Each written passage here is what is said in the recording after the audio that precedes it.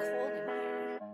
Shawty tryna flex on me, probably because she saw me flex all week. Oh no, diamonds with baguettes on me, blow my brains out, blame the mess on me. Oh no, shawty tryna flex on me, probably because she saw me flex all week. Oh no, diamonds with baguettes on me, blow my brains out, blame the mess on me. Oh no, I've been trying, oh no, just surviving, oh no. She been hiding my dough, I've been trying to cope. She know how to deep throw, she know how to deep throw. What you spend on your rent, I'm spending that on a coat, spending that on a coat, spending that on a note. Flying out of the coast, flying out of the coast. She look up at the stars, wishing that I were back. Well, good luck, and fuck you. Shawty tryna flex on me, probably because she saw me flex all week. Oh no, diamonds with baguettes on me, blow my brains out, blame the mess on me. Oh no, shawty tryna flex on me, probably because she saw me flex all week. Oh no, diamonds with baguettes on me, blow my brains out, blame the mess on me. Oh no, I think it's better, oh no, if we did it, oh no. You a stepping stone, no, I think I'm better solo. Holding me back when I was trying to get it back. Now I go shopping in text. I'm having better days. She saw me in Vogue and she said I'm vague. Reasons to go, got 100 million. All your clothes, baby, come and get them. Convincing me there was some Wonder Women. Now I'm focused on paper like Thunder Mifflin. Never forget what you said to me. And she ain't dead, but she dead to me. Could've had the best of me. Should've put your bets on me. Now you just tryna go in. Shorty tryna flex, shorty tryna flex, shorty tryna flex on me. Oh no, shorty tryna.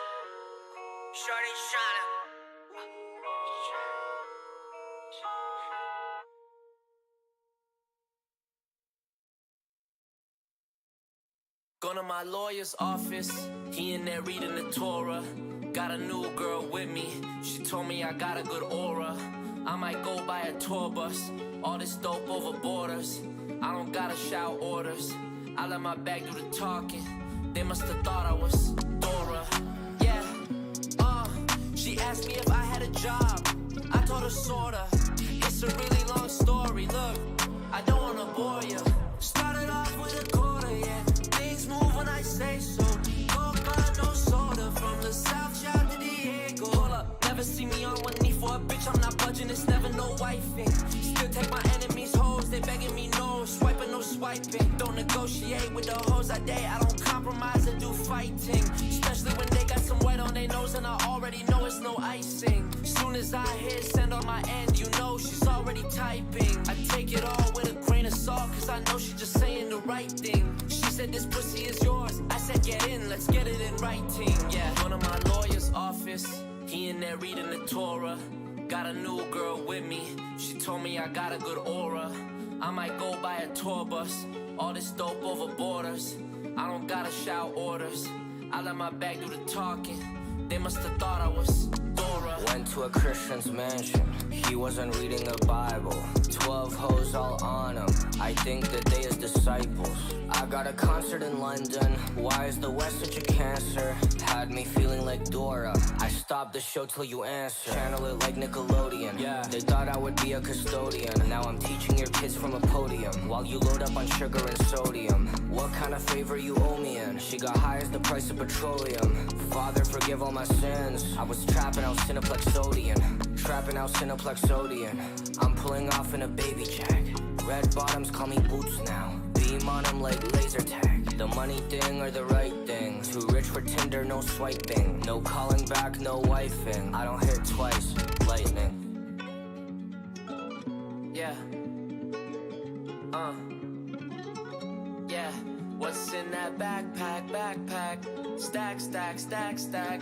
Where'd he get all that money from? The trap.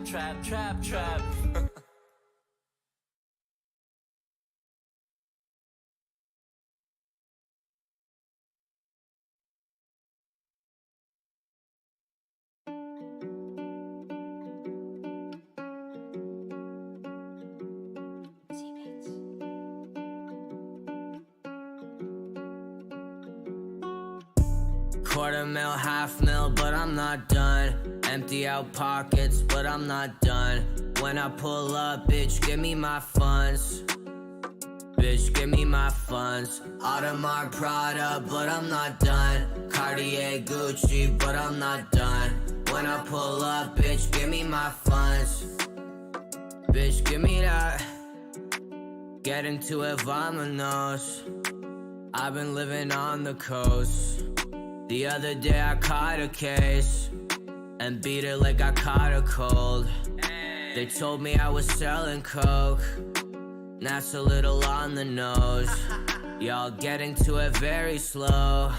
I'm getting to it, vamonos. Quarter mil, half mil, but I'm not done. Empty out pockets, but I'm not done. When I pull up, bitch, give me my funds. Bitch, give me my funds. Audemars Prada, but I'm not done. Cartier Gucci, but I'm not done. When I pull up, bitch, give me my funds. Bitch, give me that. Yeah, get into it on delay. Made 100 stops today. Getting top on the road. Make it hard to concentrate. Got it out the matrix. Tell me where I can't go. Dancing with the devil. We doing the tango. My nieces think I'm lit cause I took them to Encanto. Wait until they find out that I used to be El Chapo. 20 mil, 100 mil, but I'm not done. A little talking and she coming undone.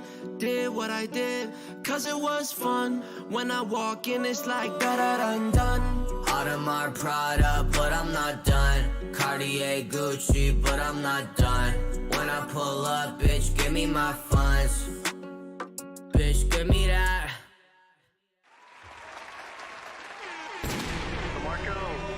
Yes, sir. We're back. Wow, it looks great. Wow, the camera's looking great. The screen's looking great. Cut this in a little bit. Fix that a little bit. Oh boy, it looks good.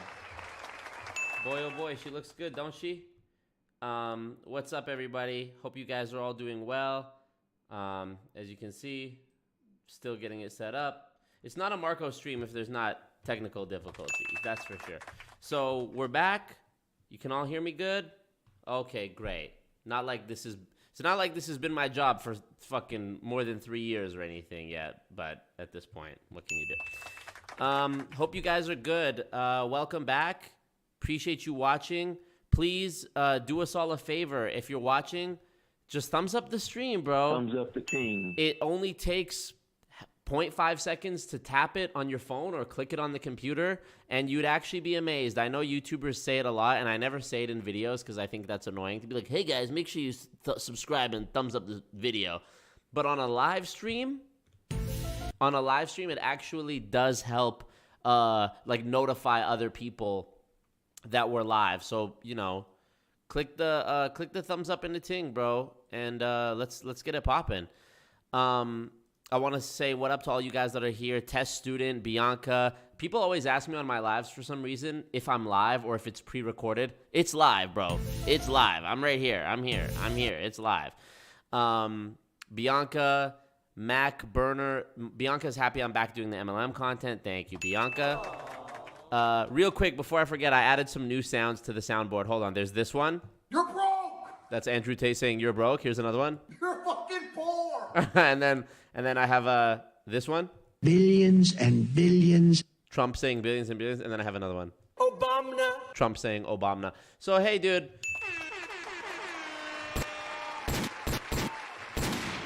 The production's gone up. And there's 36 people watching, but only 30 likes. James Bennett, Geldemort, Apple Core. He asks, when you guys get approached by obvious MLM recruiters, are you nice and deny nicely, or do you bluntly tell them they're in a scam? You know, this is an interesting point that you bring up, because people... Okay, so spoiler alert here, y'all. Spoiler alert. I am doing a video. You guys remember my video with Robert Fitzpatrick, the MLM expert who wrote the book Ponzi-nomics, right here. Go check it out, Ponzi-nomics. It's available on Audible as well. I really should get an affiliate link for that because I'm pretty sure I helped Robert sell hella books for that shit. But the book Ponzi-nomics, you guys remember I talked to Robert Fitzpatrick. I have a video on my channel with him. It's like an hour and a half long interview. His book addresses a lot of great things. It addresses like the history of MLM, why it's illegal, et cetera, et cetera. But one thing that it doesn't really tackle, and this is something that I myself am not an expert in, it doesn't really tackle what to do, what to say when a friend or family member joins an MLM, right? And that's probably the most common question that I'm asked in my comments or in my DMs. Hey, my grandma just joined this MLM, my brother, my friend, my sister, you name it. What do I say to them? How do I tell them? And it's a really tricky thing. You know, I've been on video calls or phone calls with victims of scams who, you know, their brother won't talk to them because they had a broke mindset and they left the cult. And it's really, you know, I usually have an answer for most of the MLM related questions. I consider myself like, I actually don't know what qualifies someone as an expert. Like, do you have to have a degree? I don't know. But I feel like I know my shit pretty well when it comes to the MLM videos or just MLMs in general. But I've been stumped by this question many times, and I did get to scratch the surface of the answer when I read the book Combating Cult Mind Control by Steve Hassan. Got to mute the Discord notifications. All good. I read the book Combating Cult Mind Control by Steve Hassan, and in the book, it mentions how people in MLMs or people in cults, whether it's Scientology,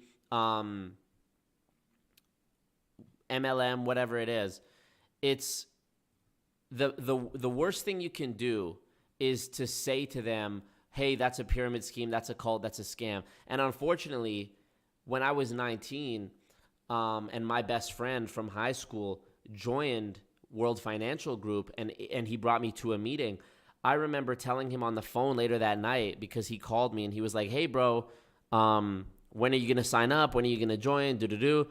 And I had researched the company a little bit at this point. This is probably 2015 when this happened. And I just said to him, I said, man, I did a little bit of research on this company on Google, and I think, you know, I'm only saying this because I want the best for you and I'm trying to look out for you, but I think this is a pyramid scheme. And he just lost his mind and he just started flipping out on me. Oh, you're just like everyone else. They told me you would say that. You just don't believe. Have you ever heard of Ed Milet? I was a dream stealer, right? And I realized only years later, in 2021, when I listened to Steve Hassan's book, I realized later that this was the wrong thing to say because my friend had already been so primed by the cult to resist this type of naysaying, right? Non-believer rhetoric.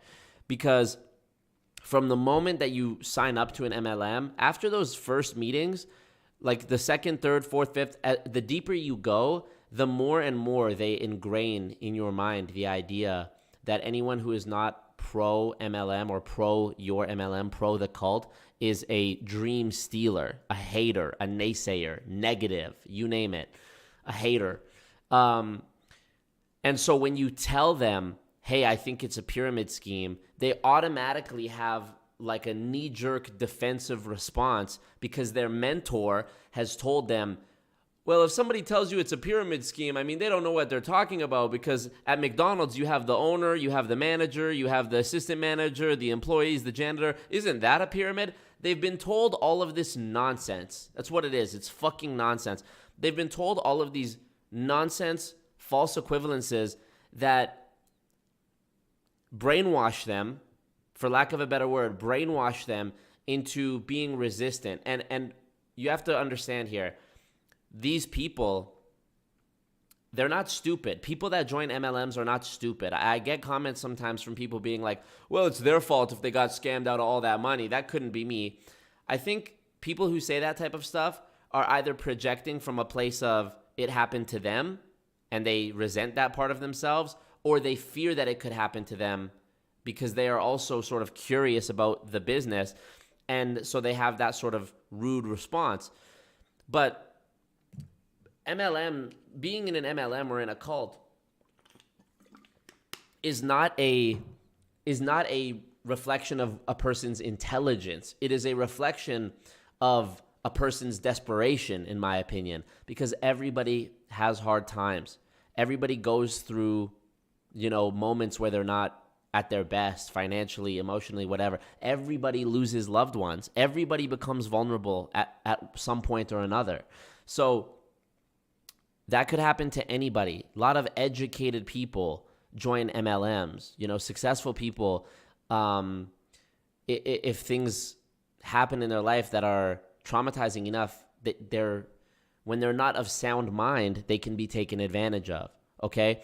So that being said, you have to understand, when these MLMs recruit people, they play to their emotions. We've all heard this. What is your why? What are your dreams? Don't you want to drive a Lamborghini like me? Don't you want to buy your mom a house? Don't you want to retire your mom? Don't you want to fire your boss? They say all of this stuff. Don't you want to be a business owner? Job, J-O-B, just over broke. Journey of the broke. This isn't a scam. If you say this is a scam, you know what scam stands for? Still cooking at McDonald's. That's not what we do here. They say all this clever, slick shit, right? And they play to your emotions. And so getting back to the point of what do you say to somebody who is in an MLM, and this sort of goes back to the Apple Core's comment of what do you tell people, is you shouldn't say this is a scam, pyramid scheme, and start trying to fight them with facts. You need to fight fire with fire. You need to use the same tools that the cult used to indoctrinate them to get them out. Example, somebody tells you, somebody's telling you to join their MLM. You need to start getting to the person underneath, because the person who is presenting themselves to you right now is the brainwashed version of that person. You need to get to the person underneath that, the real them, the person who was told, don't you want to buy your mom a house, retire your mom, take care of your family, take care of your kids, etc. And that person is not going to listen to, hey, bro, you're in a pyramid scheme. They're not going to listen to that. And all of this is to say that,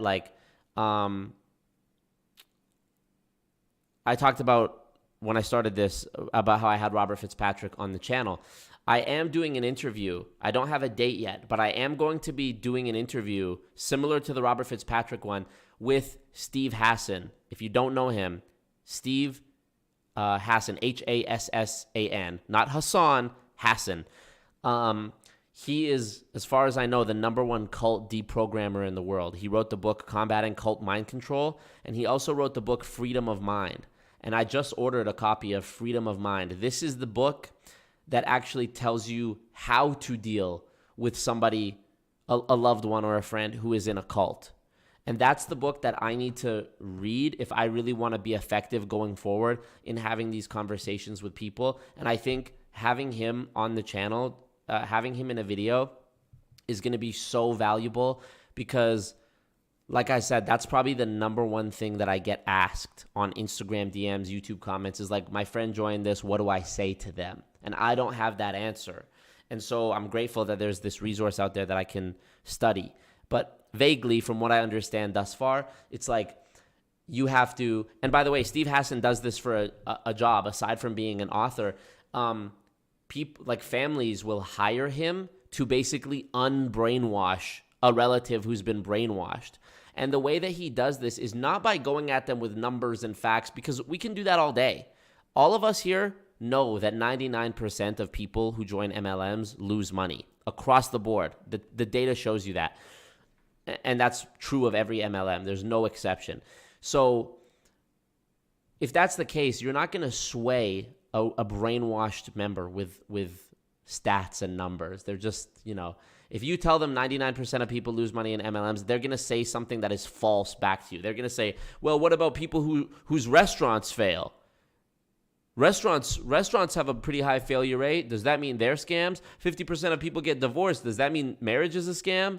And on and on and on, right? All these false equivalences that instead of actually addressing the thing you're saying, they just deflect and throw all of this nonsense in front of it. And it's not until those people lose all their money, unfortunately, and they're back in an even more vulnerable position than they were before because now they have a ton of debt. Where's the button? You're broke. Yeah, you're broke. You're fucking poor. It's not until they become get into an even more precarious financial situation that they're even susceptible to changing their mind. So that's not what we do. But in the Combat and Cult Mind Control, Steve Hassan talks about how like talking to these people who are in, let's say they're in Scientology, you talk to them about a different group and point out some of the things that you see about that group, and it hopefully will get the gears turning about their own group, right? And I know there's more that I have to learn on this, so I'm going to update you as I read this. Like I'm sure these live streams, I'll be updating you with the info I read. I just ordered the book yesterday or the day before, so it hasn't arrived yet. But I'm really going to burn through it once I get it so that I'm prepared for this interview with Steve. But I'm really excited for that. Appreciate you guys being here, by the way. Thumbs up the stream if you're here watching. 81 people, 44 thumbs ups. That's only half. So that's a super long answer to your question. The Apple Core, Jared DeRoche is in here. The Apple Core, Mac Burner, Mr. Almighty Cornholio, Lee Tries, Alex FPV, Wagwan. The Shorty Trying to Flex on Me song is called Dead to Me. Philip Solo and Marco on Spotify. Sam here, what up? Panda, what up? Pedro, D. Purdy Civ. Can you make billions in MLM? Definitely not. Definitely not. Hold up. Where's the button? You're broke. There you go. So that's one of the things that I have coming up that I'm really excited for is this interview with Steve Hassan, and even just to read his book. And I think it makes a lot of sense. That approach of just instead, like, for example, if I have a friend who's in World Financial Group, my friend back then, maybe what I should have done is meet with him again and talk to him about a different company. Again, I didn't know anything at the time. I didn't know what an MLM was at the time. I was 19. But the funny thing is a lot of these MLMs think that other MLMs are a scam. Oh, well, that one you have to sell lotions and potions, and ours is totally legit because blah, blah, blah, blah, blah, right? A lot of the MLMs that exist today refer to Amway as Scamway, despite the fact that Amway is literally the OG MLM. Like all of these, Amway is really the original MLM, and every other MLM that exists today is basically an offshoot of Amway because it's the one that really pushed this business model forward. There was an Amway court ruling in 1979 that protected Amway, and it's a whole thing about government lobbying and political contributions that made this happen. And now fast forward 40 plus years today, and that's why we're here today with MLM still in existence.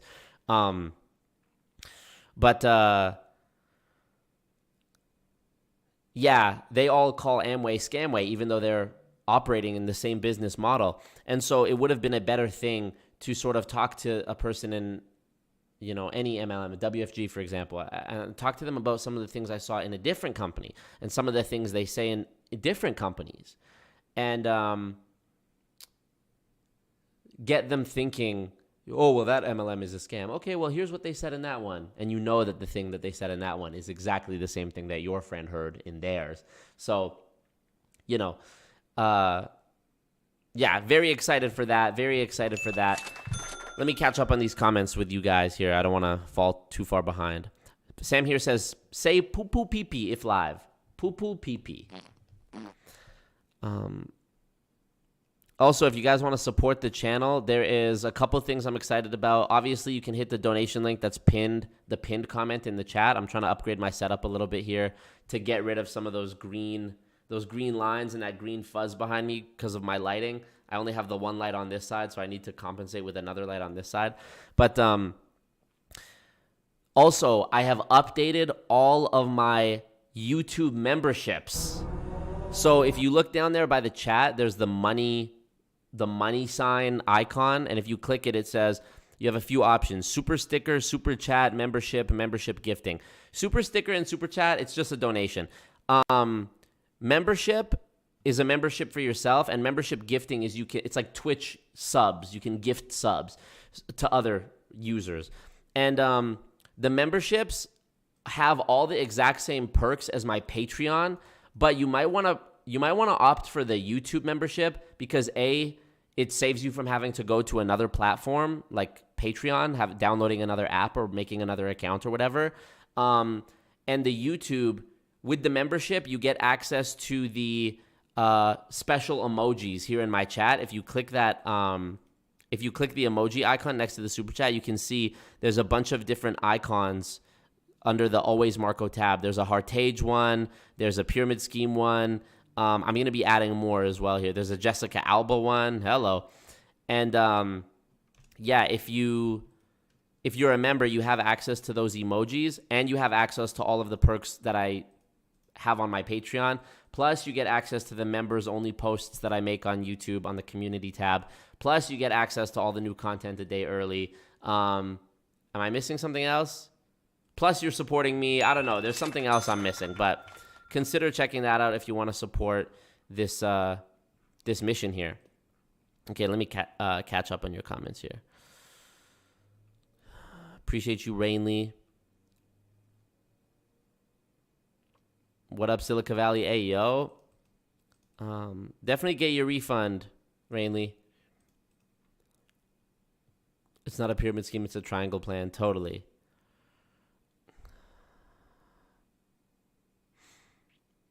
Scott Johnson. Yep, he's still around here. This is his voice right here. Hold on. Where is he? I got to get the bag. There you go. And then I follow that up with... You're fucking poor. Young Viking, what up? Sanjin, what up? I have seen rich retired churchgoers go all into Amway. Yep. Church is a great place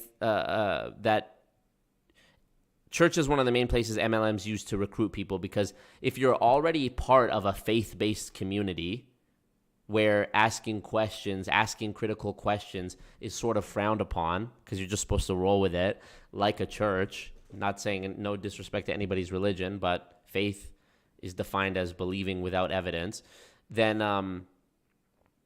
that's a ripe audience for recruitment.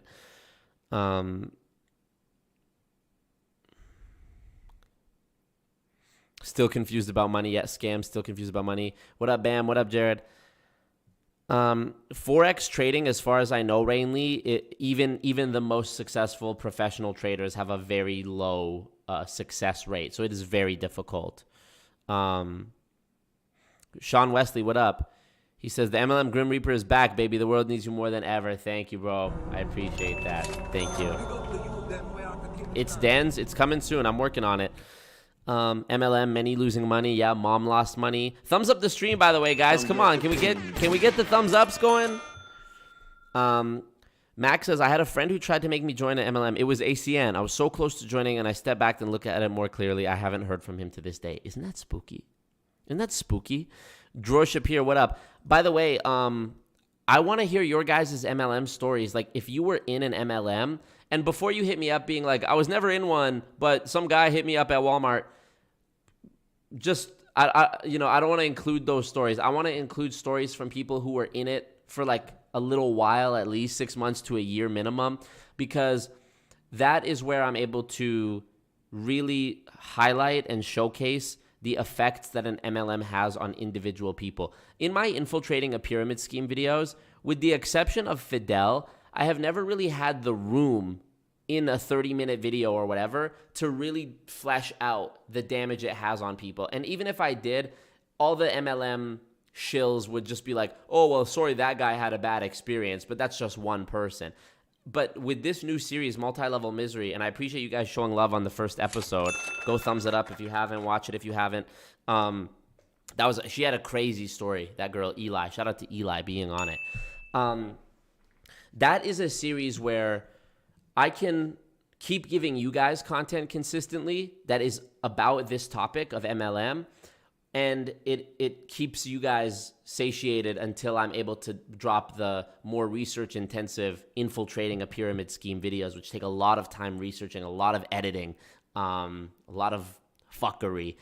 And those videos allow me to build a catalog, basically of victims' testimonials, right? So if ever there was a, hypothetically, of course, hypothetically, if ever the FTC wanted to ask me for comment about, my expertise on MLMs, I could point to this huge library of basically victim impact statements. So if you have an MLM story, I want to hear from you. Please join my Discord. The link is in the description, and it's free to join. And if you go to the multi-level misery tab and just give me 1 or 2 sentences, don't write me a novel, 1 or 2 sentences that say, I was in WFG, for example, lost total 10K, crazy thing that happened, a brief synopsis that encapsulates, your total experience, right? Negative or positive. I'm guessing negative based on 99% failure rates in the companies, but I want to hear from you. I think it's helpful. I know it's helpful for other people to hear. I had so many people, even to this day, people reach out to me and say, I was just like Fidel. Fidel made me see past just you. Because you guys got to understand, with these MLMs, they all talk about me, Marco, as just some hater who's trying to make money on YouTube, and that is me scamming. I'm scamming because I make videos where if they get views, I get money, or if people donate to me, I get money. So that means I'm scamming, and that's why I'm just saying negative stuff, because negativity sells and positivity doesn't sell. It's fucking nonsense, of course. There would be, imagine for a second, if you said that about a documentary filmmaker who made a video about, human trafficking, and they made a video that really shed light on human trafficking, right? Or like whoever made the documentary about Jeffrey Epstein, the Netflix one, right? The person who made that documentary got money for it, right? Like you don't think they made it for free, right? But nobody ever says that about other types of crime exposés. Nobody says, oh, they're just doing that to make money. They're just hating on my boy, But when it comes to MLM, they'll say anything. They'll use every trick in the book. So, I want to hear your stories, because I know it's helpful to people to get those stories out there, because your story might be the one that is heard by some 19-year-old kid, and they have enough similarities to you and your story where they go, oh shit, that's me right now. That's what's happening to me. And I think the impact over time of this multi-level misery series is going to be really strong. So definitely reach out to me on Discord. It's a brand new anti-MLM Discord. It's focused on this topic, and I gotta give a shout out to y'all. My old Discord that I had before really focusing on this has 156 members. Okay, and this new Discord that I just started a few days ago already has 128 members, and there's some overlap with the people, but it's not a complete overlap. So that's very good. I'm very optimistic about the future of this whole thing. What else? What did I talk about so far? Steve Hassan interview upcoming. I have a lot of stuff that I can't quite say, because as I learned last week with my live stream called Marco versus Primerica, bro, I actually am very flattered by this, but take in how crazy this is, okay? All of the MLMs, not just the ones I've covered, WFG, ACN, all of the MLMs in my city know me and fear me like I'm the boogeyman. Because I posted that Primerica, that video that was just about, just in the title had Marco versus Primerica and the picture of me in front of the Primerica office.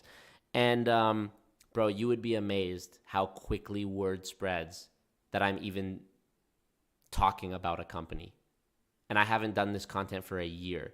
You would be amazed. Like, motherfuckers have wanted posters of me inside their buildings, and they're like double checking their phones to see who's calling them to make sure it ain't me. Like, it's actually insane. I'm gonna have to start getting people to go in for me, or like I'm gonna have to start wearing prosthetics and shit. Straight up, I have to start wearing disguises. For real. What up, Precision Beats? What up, Mark Nichols? You have close family members high up in WFG. Damn. Sorry to hear that. My high school science teacher is in Rodden Fields now, which is amazing. How do you explain to older folks they're getting involved with an MLM? You know, it's tough because older folks are famous for being more closed-minded to begin with. So it is really tough, you know. I hate the elder abuse shit. That breaks my heart. What up, Ali Shamshad? What up, Daniela? Welcome to the stream, and hope you're enjoying Mexico.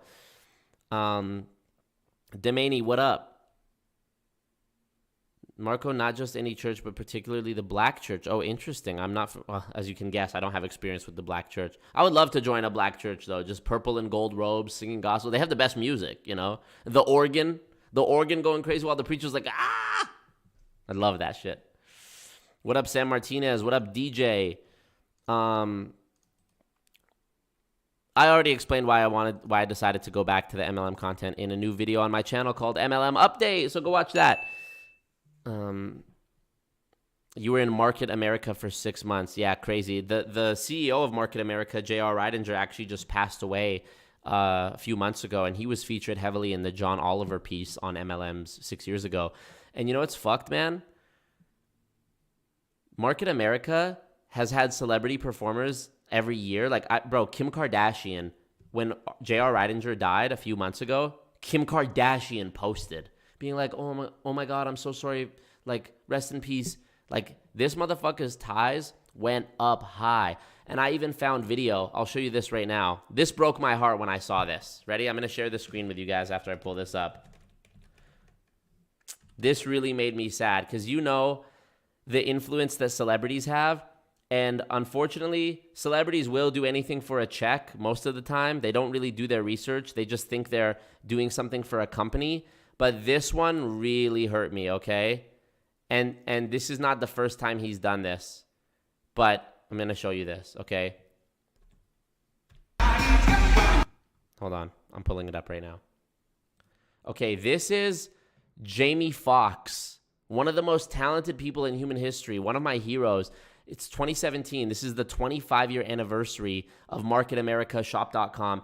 Jamie Foxx and Fat Joe performing at one of their big conventions. And by the way, this is what kills me the most. This is not the first time Jamie Foxx supported Market America. Like, Jamie Foxx did several of these. Like, bro, Market America was giving Jamie Foxx that fucking bread. So, you know, you can look if you search Jamie Foxx Market America. There's several other uploads of Jamie Foxx on stage at Market America, and, you know, it just breaks my heart. But check this out. See, Market America International Convention 2017. This is a pyramid scheme. This is an MLM company that was featured. This is one of the main companies featured in the John Oliver multi-level marketing segment that has like 32 million views.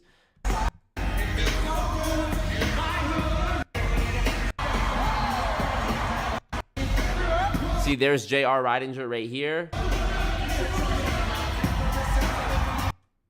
Let's skip ahead. We'll see Fat Joe. I mean, this is kids of probably the high-ranking people. Here's Fat Joe.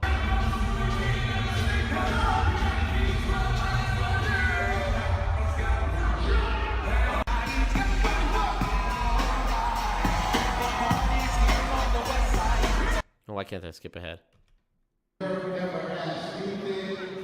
And then Jamie Foxx gives some cookie cutter speech. You guys can do anything. This is an amazing company. Bro, imagine, like, these celebrities lend credibility, bro. I remember I watched the video when I was doing research for World Financial Group Part 3. I was very close to including this in the video, but I don't think I ended up doing it. Bro, let me show you this.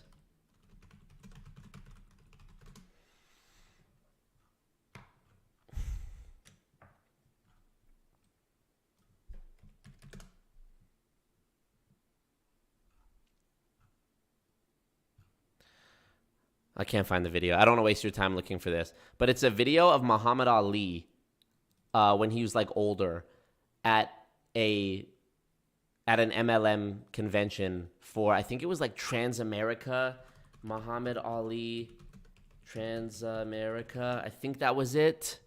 Fuck, I can't find it. But yeah, it was a video of Muhammad Ali. He didn't even say anything. Like he already had his like Parkinson's, and he was like not even speaking at this point in his life. But he just like, they probably paid him a boatload of money just to like stand there next to the CEO for a second.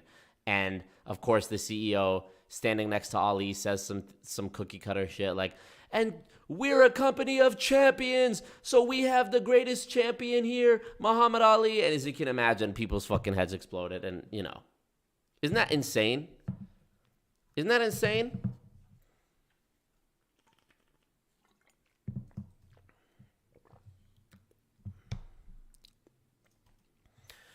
Daniela says there are a lot of people from her small town being controlled and brainwashed from MLMs like Thrive, Arbonne, Rodden and Fields, Herbalife. Yep.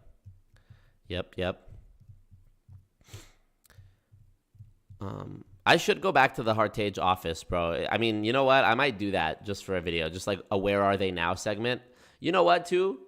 I have a crazy idea. So you guys remember Nathan from my ACN video, right? After I put that video out, and I can actually prove this to you right now. Nathan Goldberg ACN. After I put that video out,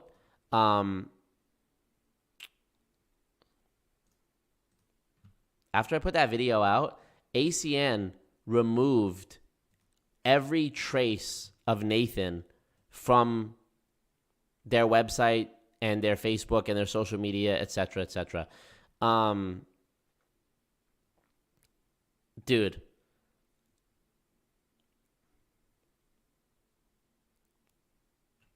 So anyways, Nathan left the company and I found where he's working now. And I was thinking of just like, he's not even in the city anymore. Like we literally ran him out of town. I was thinking of calling him and asking if he's, I mean, I'm sure he wouldn't be. I'm sure he hates me. But I was thinking of calling him and asking if he'd be open to like a follow-up interview, like a Where Are They Now type thing. Because maybe he woke up, maybe he realized what he was doing for 15 years in ACN. Maybe he realized what he was doing and now he actually has a new lease on life and feels bad for it and wants to redeem himself. I don't know. But I don't know. Let me know if that's something you guys would want. I would also want to go back to Heartage's office and talk to Heartage again. I mean, he'd probably shoot me, but you get me.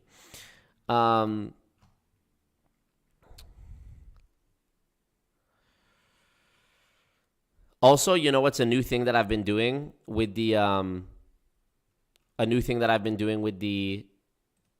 YouTube is that, oh, weird. Hold on. The invite on Discord isn't working, you guys. Hold on. Let me fix this here. Let me update the link in the description. I was wondering how come after I talked about the Discord, nobody joined, and I realized it's my bad because the fucking link was broken. Thank you to whoever said that in the chat. I appreciate that. I'm going to update that right now. Edit video. Bear with me a moment here.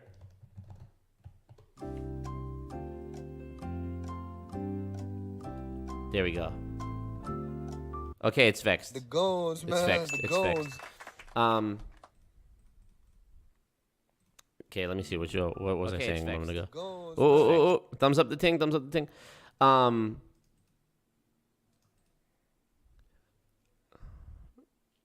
You guys are hilarious. I bet they stopped wearing diapers because of you. Hilarious, Jerry Jack. Kevin says, I was part of Primerica 8 years ago. I have my take on it as well. Hey, Kevin, join the Discord. I'd love to chat with you guys who have experiences in whatever MLM you're in. Of course, there's one that I can't publicly talk about, but I'm sure you guys know what that is. So don't offer to be on the show about that one. Am I still gonna be working on music? Yes.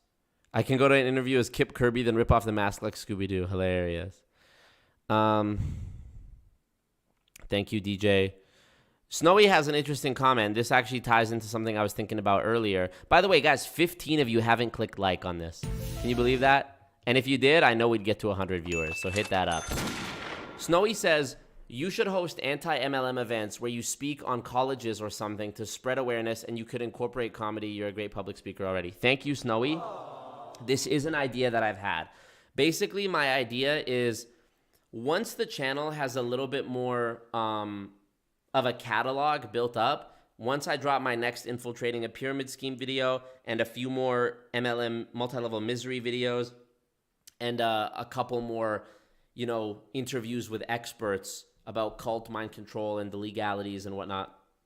Robert Fitzpatrick is dropping another book next month, a sequel, rather a companion to Ponzi-nomics. So I'm definitely going to have him on the show again too. I was thinking once I really immerse myself again, I was thinking about going first to my old high school where I met my best friend who ended up joining World Financial Group, and going to the principal and saying, hey, look, giving him like an elevator pitch and being like, look, there is this thing, multi-level marketing. The students, your graduating students, the grade 12s, are going to be approached by this in the next couple of years of their life. And I know it is valuable for their future that they're aware of this before they get out into the world and get scammed, okay? Because they're going to be vulnerable right out of high school. And I would love to just offer to do that for free for my old high school so that I can help the students, because it would fill my heart with so much joy, like a year from now, to see a comment on my YouTube saying, hey, you spoke at my high school, and some guy asked me today about World Financial Group, but I remember your presentation and I didn't join. I could give a really fucking killer 1-hour presentation to the students where I explain the endless chain recruitment model and how it's mathematically unfeasible to succeed at. I can show them give them a brief history about, government political lobbying and how it's still legal. I can really just I really think, because I'm not that old too, I could really provide value to the students, like to, 17, 18-year-old students at a high school about this shit. And universities are another level. Like, I really feel that a business school, I could tell that, here, my pitch is incredible. Hey, business school. And I mean, hopefully the demand increases for this and maybe I could get paid for doing it, but that would just be an added bonus. I would continue to do it for free. But for example, if somebody wants me to travel to Toronto to do a speech, obviously, motherfuckers got to eat out here. But locally, I would love to go. Thank you for the donation, Chris. I appreciate that, Chris. I'm gonna read that in a second here. I just don't want to lose my train of thought. And thumbs up the stream, by the way, guys. Thumbs up the king. Locally, I would love to say to the local university, hey, your business students are all high-risk targets who are going to be poached or propositioned by World Financial Group, Primerica, et cetera, pay me $500. Well, not my local one, but a different province. Pay me $500 to come do a talk for an hour. To cover my flight and my hotel to come do a talk for an hour. Whatever, something reasonable. Locally, let me do it for free. Let me talk to the students for 1 hour in your business class. Let me give the faculty my pitch first. Let me answer all the faculty's questions first. Then, let me talk to the students. And if you don't think that this provides value, let me do it on a sample size. Let me do it on one classroom. Let me do a 30-minute talk with one classroom. Take a poll afterwards and ask if the students found it valuable. And if they found it valuable, bring me back and let me talk to a larger group, whether it's in an assembly or a class-by-class basis. I absolutely think that would be an amazing thing for me to do, because my channel's not that big. Not everybody is going to see my videos before it's too late. There are people who have commented saying oh, I wish I would have found your video a year ago before I wasted all this money and time. So, I can foresee one obstacle, which is that a lot of the staff at a school, especially a university, might be older folks, and older folks might think of something like Amway as totally legit, or they might think of these MLM companies as totally fine. I also don't know the scope of how much these companies have rubbed shoulders with or made friends with the school. You know, these companies lobby politicians, so why would I think that they wouldn't lobby school boards, right? Or I know that's not exactly how it works, but, you know, make contributions or like just buddy up with people in positions of power in a school board or a school district or a university, whatever. But I would love to do that. And, you know, I think the way I would start it, like I said, is I would go to my old high school and I would say to the principal, you know, let me do this for free. Let me do that. Let me talk to you first. You can bring in a couple faculty. If you want to do a follow-up, I'll explain it to them. I'll present it to them. And then let me talk to the students, you know? Because look, that I have an advantage here, right? The advantage is that if I'm going into a high school saying, hey, I'm going to help the students protect themselves after graduation, okay? And this is, you know, you would be showing the students that you care about them and their future by equipping them with this knowledge that I have to share. I can do that because I'm not selling anything. I'm just going in there saying, hey, students, you got to be aware of this. And I remember when I was in like grade 10, we had some fucking guy come to our school and did a whole assembly, and it was all about motivation. It was like a motivational speaker. If the school is going to pay for this motivational speaker and gas him up and say he's traveled to all these countries and written books, why the fuck wouldn't they hire somebody or at least entertain somebody who's going to come in and help the students? And the reason I say that this is an advantage is because an MLM representative, a pro MLM person, could not make the same pitch to a school. A pro MLM person could not say, hey, principal, I want to come talk to your students about a great opportunity for after they graduate. It's called World Financial Group, because now you're propositioning children about business. And I'm pretty sure that's not allowed. But I'm not selling anything. I'm not asking children to join anything. I'm trying to prepare them for an inevitable harm that is going to come their way. And look, dude, I have optimism about this channel. I think it's going to be growing. Once I drop these multi-level misery videos and I drop these interviews with these experts and I read the books and I can answer every single question that is thrown at me, and I do another infiltrating a pyramid scheme video and the ball starts rolling on the channel, like, I think I have a good chance of going to a school saying, hey, Principal Smith, or whatever the name is, I have 100,000 subscribers. I've got millions of views on this content. I've helped countless people. I've, you know, helped the government. I can't say too much. And here's the data. Give me 10 minutes. Let me explain to you why this is so important for your students to hear, and then bring me in. I'll do it for free. After that, if your students found value, if you guys found value, I want you to give me a recommendation to another school, and then hopefully we can get the ball rolling and set off a chain of this. And bro, a year from now, if I was consistently dropping episodes of Multi-Level Misery, Infiltrating a Pyramid Scheme, and also like traveling the country and giving presentations about the harms of multi-level marketing, I just think that would be so good and so helpful. Such a good on the world, because these MLMs, you've seen it in my videos, right? Every week, sometimes multiple times a week, just roomfuls of people, 100, 200 people getting presented an MLM system from some confidence man at the front of the room who has bamboozled everyone with his fancy watch and his pictures of wealth. Isn't it time that we got some fucking get back on that, bro? What do you Marco. What's up? Y'all gonna have to kill me. Y'all gonna... What you were about I'll to see you in witness court. is real. You know, so I would absolutely love to do that, Snowy. I appreciate you saying that. That's another thing I was going to talk about, so thank you for giving me the segue into that. But bro, I would love that. Yeah, Alex, Jamie Foxx definitely did not need that paycheck. Appreciate you, Mac. Somebody asked me... Somebody asked me, what do I plan to do to actually impact the multi-level marketing industry, because it is so, I forget the wording. I'm trying to scroll and find that comment right now. They said,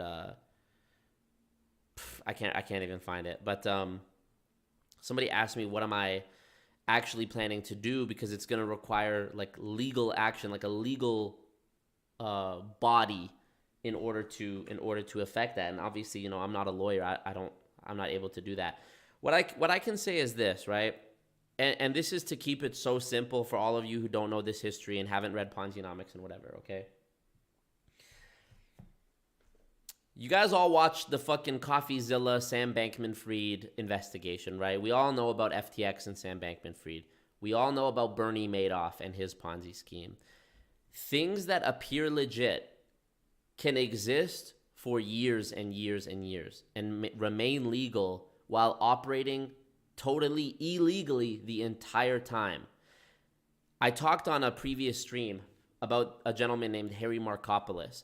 Harry Markopolos was like a really astute accountant. He knew numbers, and he presented to the SEC, the Securities Exchange Commission, a report that showed how Bernie Madoff was running a Ponzi scheme years before Bernie Madoff went to prison for it. And every single time that he did, the SEC turned a blind eye to it. They never looked deeper. SEC, Wall Street, etc. It is not like in the movie Wolf of Wall Street where the feds are looking under every carpet and like listening to every phone call to try to catch motherfuckers. They will absolutely turn a blind eye.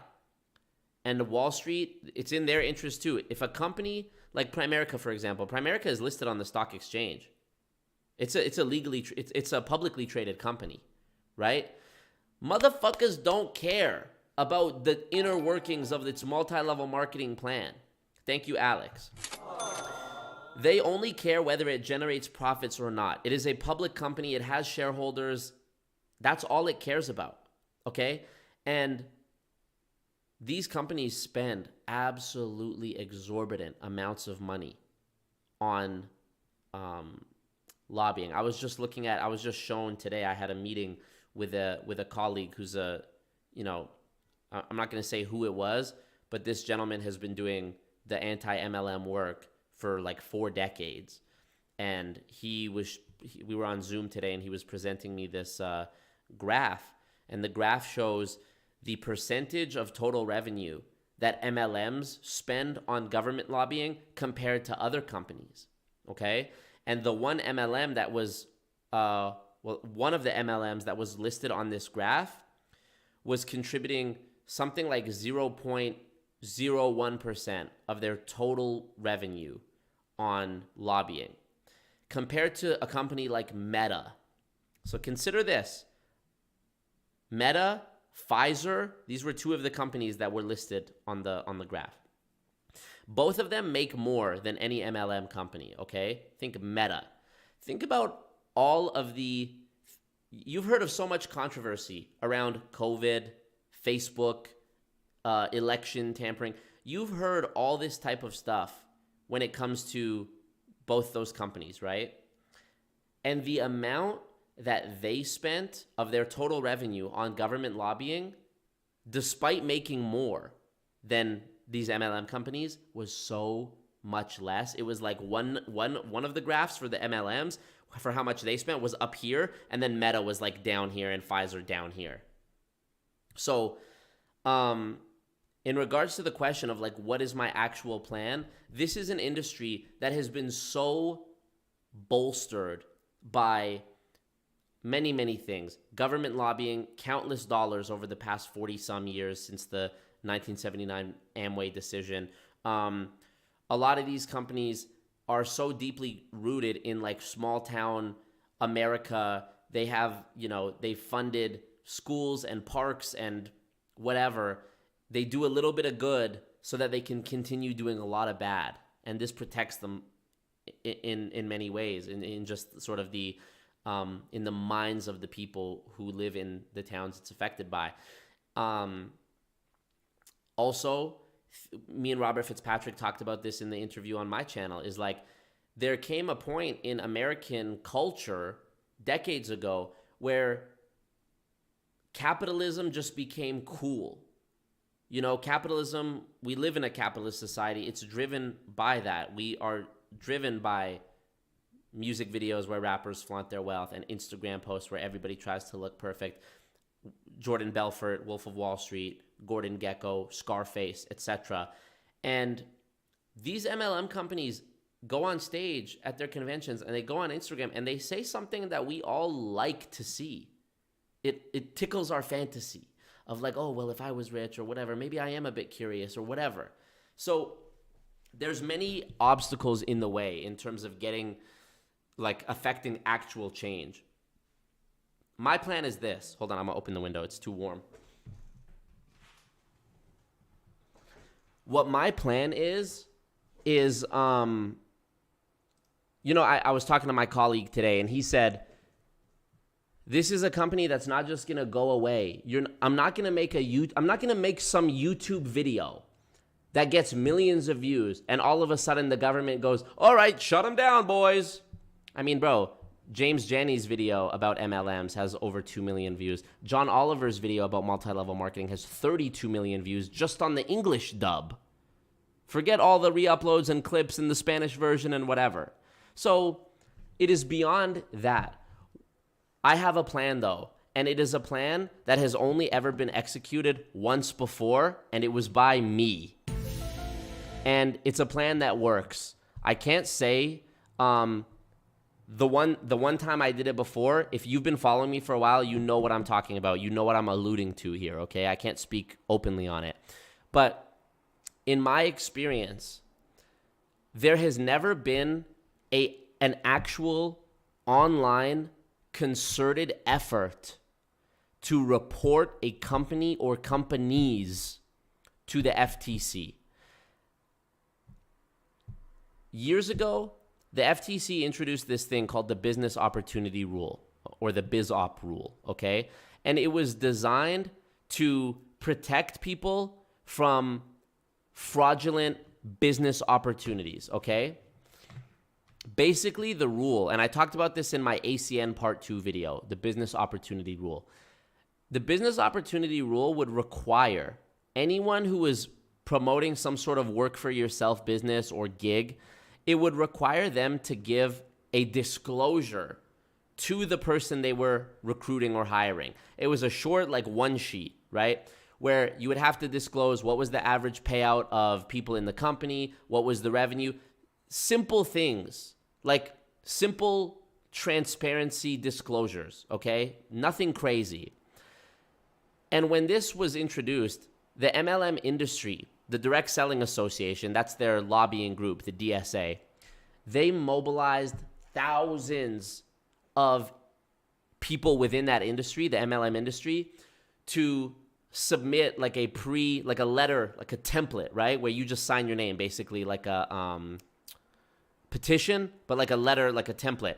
Thousands of people submitted the template saying, no, this business opportunity rule, it's going to hurt our business. Don't do it, don't do it, don't do it. And they successfully managed to get MLM exempted from the business opportunity rule. So everybody who's like a startup, whatever, with one of these gigs, sales jobs, whatever, you have to abide by the BizOp rule. But if you're an MLM, you don't. Now, the obvious question is like, well, if you're totally legit and you have nothing to hide, why would this be so harmful to you? Why would this simple disclosure be so detrimental to you if you were totally legit and not screwing people, right? So when that happened, there was a huge industry willing and ready to write letters saying, don't do this, but there was no opposing force. This is before the internet. This is before YouTube. This is before anti-MLM, hashtag anti-MLM. This is before me, before CoffeeZilla, before James Janney, before John Oliver, before you name it. So there was never an opposing force to push back and say their side of the story. Because think about it. Who would say their side of the story? People who don't know anything about the companies wouldn't say their side. The only people who would say their side of the story are the 99% of people who had experience with an MLM, who got spit out and have been so burned by it that they want justice to be served. But again, you already know from my videos, these people are so shamed after their experience that sometimes they do think they are the one who fucked it up. They do think they failed and not the system. They don't think it was the system that was pre-designed to make them lose. They think they fucked up. They think they failed because that's what they were told. And never mind the fact that by the time a lot of them are done being in an MLM, they just don't want to deal with it anymore. So there's that as well. Plus the fact that they're going to be shamed and bullied by the people who they used to work with, who now reject them. We saw this just in the new episode of Multi-Level Misery that I put out yesterday. The girl who was in it, Eli, talks about how her old upline, who she looked to as like a friend and mentor, stopped fucking with her and like blocked her on Instagram and shit. Add to that, yeah, there's more.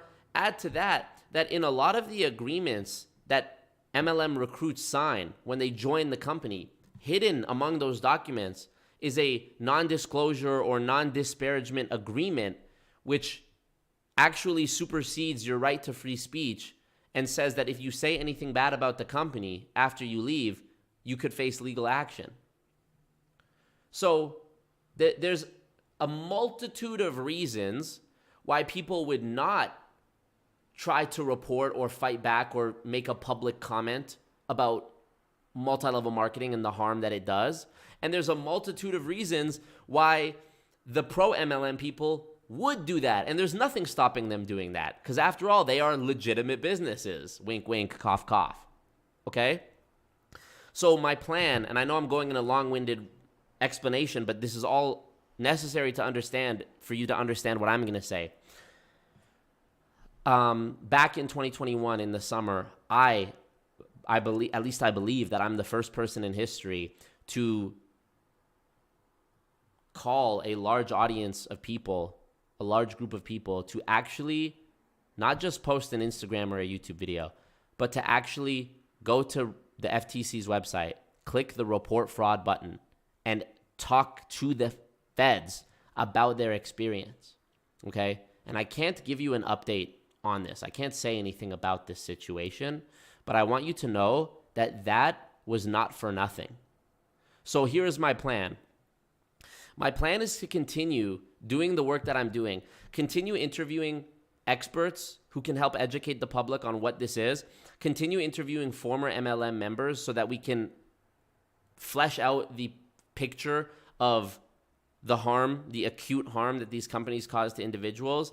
And, you know, with my infiltrating a pyramid scheme videos, keep doing those where I do all this work to compile the research and compare the numbers to show that these companies are fraudulent. Once all of that is done, what I'm going to do is I'm going to show how the income earnings claims of all of the top members of these companies absolutely juxtapose what those own companies' rules say about making these kind of claims, and then compare all that to what the FTC says about its red flags for pyramid schemes. Once I have all of that data presented in a video, and once I have the evidence I need from the social media accounts of those big players, I'm going to submit everything to the FTC, and I'm going to call on people to submit what they see to the FTC.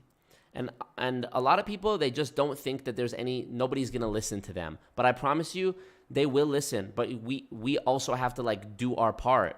And, you know, in my video where I talked about, I have a video on my channel called I'm in Trouble and I Can't Talk About It. Okay.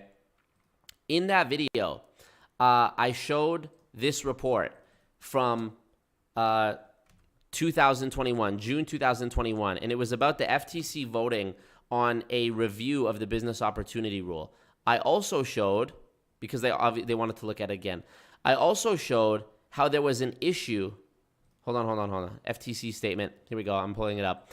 The FTC in 2021, around the same time, mind you, this is all around the same time that I urged people to make reports to the FTC. So I can't take credit for it, but is that a coincidence? I don't fucking think so. So, warning, I'm trying to find the, here. So I'm pulling this up here. Okay, so also in 2021, in the statement from the commissioner of the FTC, Rohit Chopra, I'm pulling up his statement here. If it loads, all good. There was a warning issued to over 1,000 companies about making false earnings claims, and the FTC said that they were going to be cracking down harder on companies that made false earnings claims, and each infraction of a false earnings claim by a company, specifically an MLM company, could be hit with a $43,000 fine per infraction. Meaning, think of all the Instagram stories that MLM gurus and, fraudsters post with their Lambo, their watch, their cash, etc. Each individual one of those could be a $43,000 fine. That's why it's so powerful to compile that information and catch it on somebody's Instagram story before the story expires in 24 hours or whenever they delete it. But in the list of companies that was warned by the FTC, in the list of companies that were named, there was 1,000 companies. Now, the FTC, I don't even think has 1,000 people that work at it. So you can only imagine between all the crypto scams and Ponzi schemes and, extortion, multi-level marketing, whatever, the FTC is pretty busy. So if we really want to make a change where we want to see the change, if we want to make a change as it pertains to MLM companies, we literally have to say, hey, FTC, come check this shit out. And I promise you, they will. They actually will. Okay? They want to know. It's their job. And, I know Robert Fitzpatrick in the interview that I did with him, I talked to him about how, in his book and in other interviews, he did an interview on CoffeeZilla as well 2 years ago where he talks about how he doesn't really have faith in the FTC. He doesn't really have hope left that the FTC is going to do something. And I don't blame him for where he was coming from at the time, because the FTC is part of the government. Okay, the government is comprised of senators and congresspeople who have corporate interests. They are controlled by the corporate interest of MLMs. So it's this weird circle where MLMs give the money to the government saying, you scratch my back. If I give you this money, you make sure that I'm protected. But then that same government is in charge of the FTC, who is supposed to then go and investigate those same companies for fraud. So you see how it's sort of like a paradox, right? Why would the FTC investigate a company who is indirectly funding it? Now, it's not that simple, because the FTC, of course, the MLMs aren't so involved that they get to decide the budget of the FTC. But even if there is this rampant corruption, right? Even if there is this paradox going on, the one thing that can sway it, hypothetically, and I don't think this is the case, but hypothetically, let's say the MLMs are so deeply in bed with the government that it's to a point where they can literally call the FTC people and say hey, don't look at this company, blah, blah, blah. The only thing that could possibly be strong enough to be more impactful than that level of corruption is the people getting together and saying, if the public pressure, I can already see it in my head. The people at the FTC are hey, look, insert MLM company. We're trying to scratch your back. We're trying to look the other way, but the public pressure is too much. We have to protect our own legitimacy now and do something. We're going to have to reprimand you or fine you or shut you down. You guys know, think of history, right? Change does not happen in corrupt governments until people actually fucking march in the streets to get their changes. Black people were not allowed to vote for a long time. Slavery was legal. This was the way it was. How could you change it? People had to take the power and actually make a statement. The public outcry had to be so much that the government had no choice. There had to be a big enough demand that it made some congressman or congresswoman somewhere go, oh, you know what? These are voters. If I'm against these companies, that could actually be well for my political career, because you know they don't give a fuck either way. They're going to say whatever. You know, Biden and Hillary Clinton and Obama all said that they were anti-gay marriage way back in the day. And then society changes, and guess what? Now they love it. So the same thing has to happen, you know? The same thing has to happen. Not to be political, but Joe Biden also fucking was pro-segregation in his earlier career. You can find videos of him being like, the blacks and the whites should go to separate schools. Besides the point. It's besides the point. So I want you guys to know that if you use the FTC reporting tools, if you did report, I promise you it's not for nothing. But this is a big This is a big governing body, regulatory body, the FTC. Things don't happen overnight. You're not going to report a company and then tomorrow get a phone call like, so, something spooky's going on over there, huh? Let's shut up. It takes time. It takes time. I believe, though, and this is getting back to the very initial question of what is my plan. We do this once with company X. We do it again with company Y. We do it again with company Z. Each time showing that these companies are all operating in the exact same way, all of them are deceiving people, and all of them have fucked over enough people that every single time there is a demand from society via their reports to have justice served. I believe that eventually, and it might take a couple of years, but I believe that eventually, from doing this enough times, maybe there's some lawyer at the FTC who's been there for 10 years, and they go, you know what? Year after year after year in my career, people come to us with reports about MLM companies specifically.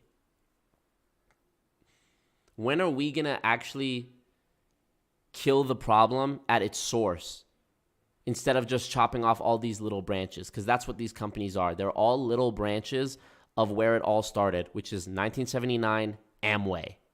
Okay? It goes deep, bro. Ronald Reagan spoke at an Amway convention while he was the president. Donald Trump, before he was the president, was a speaker at ACN conventions every year. When Trump became president, Betsy DeVos was his Secretary of Education. You know who Betsy DeVos is? The wife of Richard DeVos. Who's Richard DeVos? The son of Dick DeVos, the founder of Amway. It's Amway money. Even right now, Kamala Harris, the vice president, her husband is a lawyer who defends MLM companies like Amway. It goes really deep. It goes really deep. And I understand why for people like Robert Fitzpatrick back in the 90s or the 2000s, beating this system was an impossibility. You would be like Harry Markopolos trying to report Bernie Madoff multiple times and nobody would listen to you. But now we have social media. Now we have the internet. We have this anti-MLM movement and community. I do believe that it will happen, and MLMs have steadily been in the decline. They did spike up during COVID because people were desperate and more vulnerable and they could be taken advantage of. And so they were. But that is my plan. That is what I believe is going to work. And I'm signing up here for a long road of attacks on me as a person, attacks on my online profiles, legal, threats of legal action, lawsuits. I'm facing a long road ahead of that.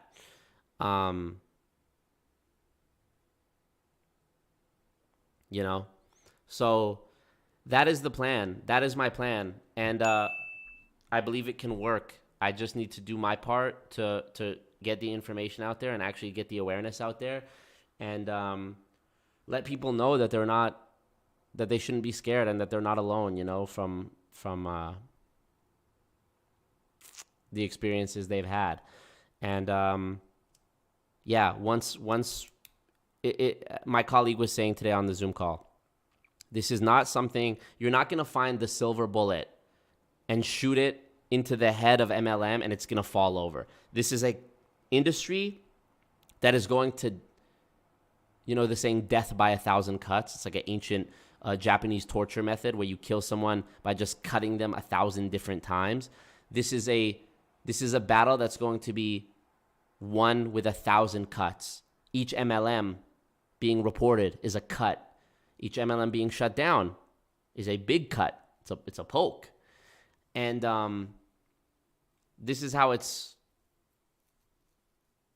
going to go. This is how it's going to win. So I really appreciate all you guys that are supporting the mission. And eventually, if the platform becomes big enough, I would love to put together some sort of like fund or like class action group that goes against these companies and like takes them on in illegal whatever. And, you know, if the demand from the people is there, you guys know this.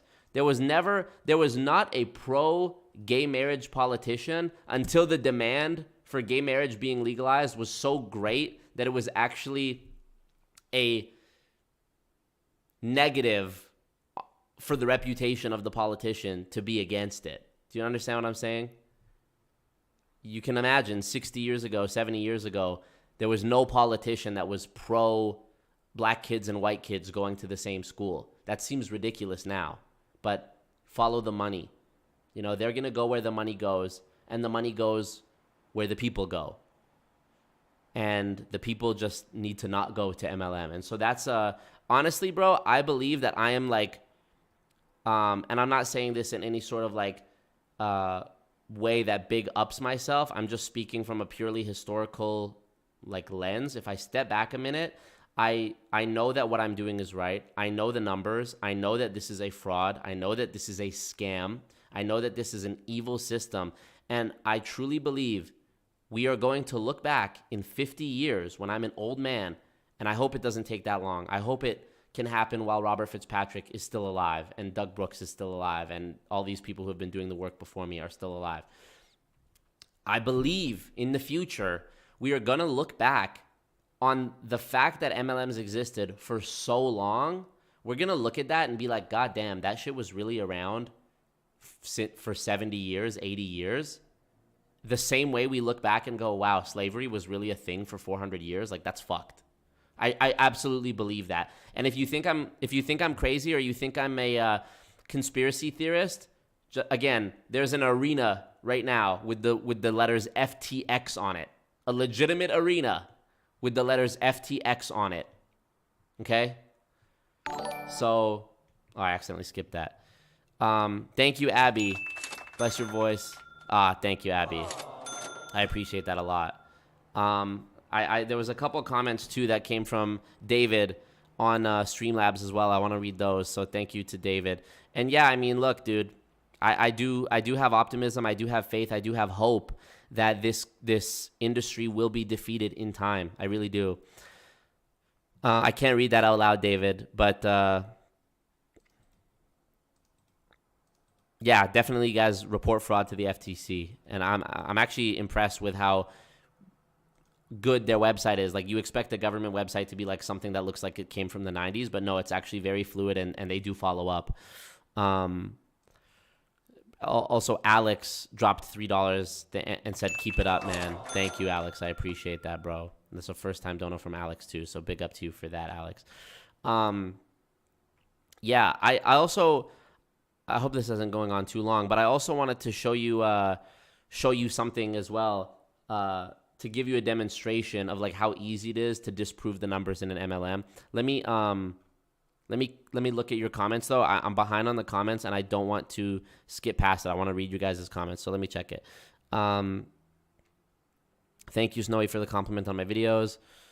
DJ says start a nonprofit. I actually don't think that's the way, DJ, because a nonprofit would never be as powerful in like the political arena as all the money these MLMs make being pushed towards political contributions. It has to be like a grassroots public outcry thing. If we can't beat them with money, which we never will. You know, the MLM industry makes more money than the movie industry every year, okay? We never will. We'll never beat them at that game. But we can beat them at the game of like public awareness and public outcry. I'm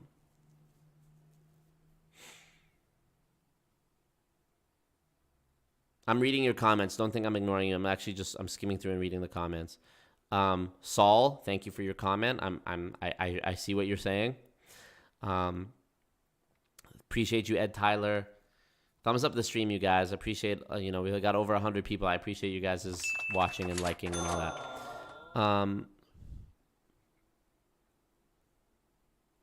Thank you, David. I appreciate you dropping that bag. Crazy Steve says,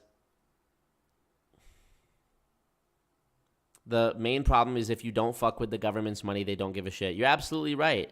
You're absolutely right. And, we need to fuck with the MLMs and their money, because their money then becomes the government money. So inadvertently, we're fucking with the government money. You see it. What up, Joseph? What up, Emily? She says, ew, I got an MLM ad coming in before the vid. Amazing. Write a storybook for kids on how to avoid MLM. Yeah, that'd be a funny idea, too. I was thinking after I do this for like another year, I could probably write a fucking short book or do an audio book about my experience too, starting with like my best friend from high school joining WFG.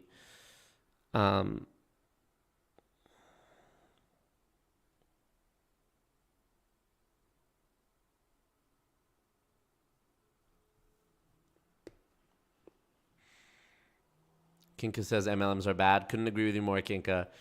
By the way, I mean, I'm sure we all know a person who in 2020 was saying they're going to be a 4x millionaire by the end of, by this time next year. It's 2023, motherfucker!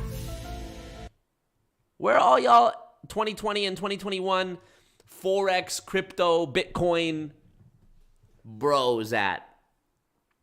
I guarantee you not one of those motherfuckers that you've seen on your Instagram is rich now. They're a private account on Instagram, or they deleted their account, or their account has just been ghost for a long time, or they deleted all those posts and acted like nothing ever happened. And now they're like a realtor or something. Let me know in the chat. Appreciate you, digital marketing humans. Rainley says, how can you prove to the MLM's members they're actually being brainwashed? That's going to be a question that I want to address in my video with Steve Hassan. Again, he wrote the books Combating Cult Mind Control and Freedom of Mind. I've read Combating Cult Mind Control. I need to read Freedom of Mind. I just ordered it the other day, and we're going to have him on the channel soon. I think that is going to be like an uber helpful episode.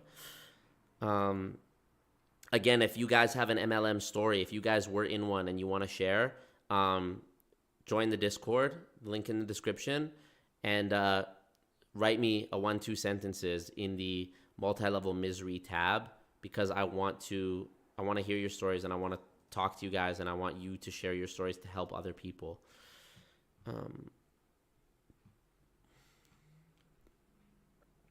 They love enticement, but they hate income disclosures. That's a bar, David. That's actually a bar. Bars. Coordinated FTC complaints, yeah. Emily says she posted on the FTC's website. I love that. But we can't just go on the FTC website and say MLMs are bad, because that doesn't really give them much. We have to go company by company. Unfortunately, that's how we have to do it.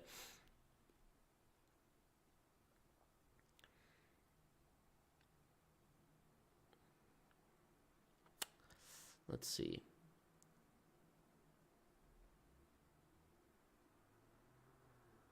I'm almost caught up on the chat.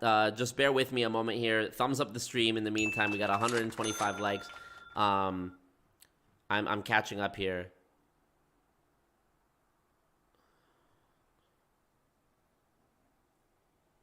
What up, Kinka?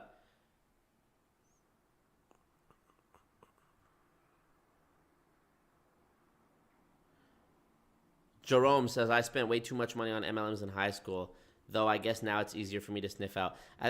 Earlier in the stream, I don't know if you were here, Jerome, but earlier in the stream, I talked about how, I think it would be a really amazing thing if I could convince high schools to let me talk to their graduating classes about the danger of MLM, because there's millions of kids every year graduating high school and going out into the world, and all those MLM scammers are just licking their lips, waiting to fucking,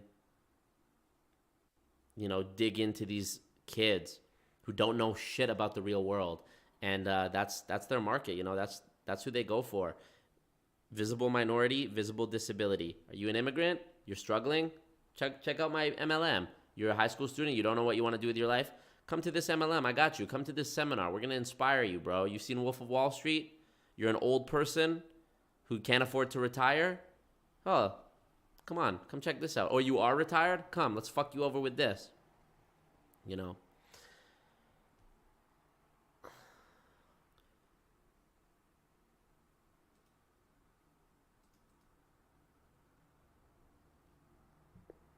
God first, yep. Yep, interviewing Steve Hassan soon.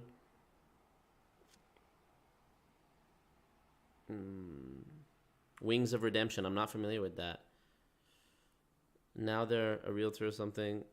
LOL, Scott. Report income claims and health claims for health and wellness. Totally, that's a big one too. How do you tell a cousin that wants to do an MLM to not do it? I mean, show them the number. Google the company that they're talking about. Google that company, income disclosure. Matter of fact, I'm gonna do an experiment with you right now to show you a little glimpse into what I do in my research. Somebody just give me any MLM that's not one that I've covered before. That's not WFG or ACN or one that I've covered before. Okay, here, I'm just gonna say the first one, David, Monate. Okay, ready? Watch this. Okay. Yeah, that would be dope, David. The little intro he gave me there. Yeah, Tony W. Post-secondary school would be good too. Do I think Saji Shouty would join an MLM? Oh, totally. Would I debate a pro MLMer in the future? Yes, thank you for saying that. I forgot something I was going to say earlier, but I'm going to say it now. I'm totally all in for this. Because every time you start talking to one of them, it's only a matter of time when you start asking critical questions that they start fumbling and bumbling and mumbling and making personal attacks or like saying their connection is bad and trying to leave. And that's all great for the content and for showing how not knowledgeable about business they are. But yes, now what I'm doing a different strategy now to make this happen. What I used to do was when somebody commented on my video, like for example, WFG, shitting on me and saying, no, WFG is a great business, you don't know what you're talking about, I used to just block them. But now what I do is I'm replying to them and saying, oh, you know a lot about this? You wanna come on my live stream and have a discussion? You know? Cumco, that's a great MLM. It's my favorite. Okay, let me just show you guys. What up, Jamie Rose? I love when they start fumbling and mumbling and bumbling. You remember the one guy I debated who was like, he was on camera and then he was like, he shut off his camera. I was like, I can't see, bro. He's like, I can't be on camera like that right now, bro. I was like, why? You just were. He's like, nah, I can't be on camera like that. I'm like, dog, you agreed to do this. Like, you gave me an hour of your time. Like, I have the screenshot of, like, I have our DM where you said, yeah, let's rock out for an hour and debate. And then he ends up acting like the call fails and leaves and go, oh, I bodied you. That guy, by the way, ended up DMing me months later and saying that he left the MLM he was in. So big up to that. Chucking and fucking and yeah, totally. Okay, here, let's do it. Let's do the one David said, okay? Here we go. By the way, if you guys haven't watched my one video called Debating a Senior Member of Primerica, please go watch that. That's an amazing video. I watched that again the other day. I hadn't seen it since it came out. I watched that again a couple nights ago, and I was like impressed with myself. I was like, this motherfucker Marco, he's spitting right now. Okay, so let's do this little test right now, right? I'm gonna show you guys something. Here we go. So this is, I just Googled Monate income disclosure, okay? So let me show you right now with actual math how fraudulent these shits are. Okay, so this is from Monate Global. This is their website, Income Disclosure 2021. Let's check it. Okay, here we go. So, perfect. Okay. Also, we need to know one other thing. Number of people in Monate. Let's look this up, and we should find it on their actual website. They should have a report. Okay, here we go. Should be on this income disclosure statement. Okay, in 7 years, Monet Global Corp reached millions of households, welcoming more than 450,000 market partners and 1.5 million VIP customers. Okay, great. Here I'm on the site. On their website, there's opportunity, products, VIP. By the way, this is sort of a sneak peek into when I eventually do a Monet video. I'm going to pretend to be a girl and join Monet. So there's market partners, smart join a business. I wonder what it says if I click join as market partner. Let's see. Interesting. It's probably gonna put me in touch with a mentor. Anyways, let's just look at this, okay? So this is their income disclosure. Let me shrink me and move me out of the way here. So this is their income disclosure 2021, okay? Let's read. In 2021, the typical market partner in Canada earned between $0 and $300 in commissions and bonuses, excluding retail profits. So this is our first piece of the puzzle, okay? In 2021,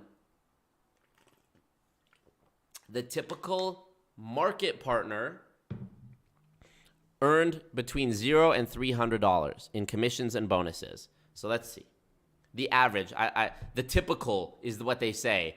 I think they're already muddling the language here because the number of people that lose in MLM it's statistically proven. It's like it's a universal law at this point. It's the way the system is designed. It's 99% of people lose. So let's just go 300 divided by 12 months. So they're saying on their website here, the typical market partner earned $25 a month. Great. Keep reading though. I'm going to show you something. The average monthly income for all Canadian market partners at all ranks, which includes active and inactive market partners in 2021, was $97. Hold on, let me press another button. Where is it? You're broke! You're fucking poor! Okay, so in the income information in the chart below includes market partners, which includes active and inactive market partners who enrolled prior to 2021. In addition, the rank of market partner and managing market partner were combined as they included at least 50% of all participants. A market partner's rank may vary over the course of a year. For purposes of the chart below, the rank of each Monet market partner is based on the paid as rank in the month achieved. So I'm going to give them credit where credit's due. This Monet income disclosure is actually, at least on the surface, a little bit more transparent than the typical ones I've seen.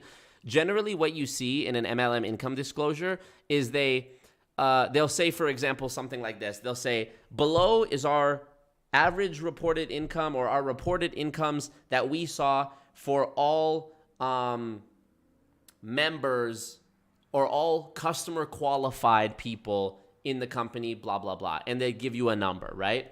But already the language is misleading because in their language, they'll say all eligible or all customer qualified. What this means is they're only counting the people who have enough people under them that they qualify for the first bonus in the company. So think of all the MLMs you know, right? In order for you to hit the first rank, which is maybe 150 a week or 150 a month, whatever, you need 3 people under you to even get that. So a lot of the income disclosures will say, this is the report, this is the income that we saw for all of the customer qualified people. So they're not including all of the people who don't yet have enough people under them to qualify. So already they're boosting up the numbers. Okay, so let's go back to this, okay? So here's what we got.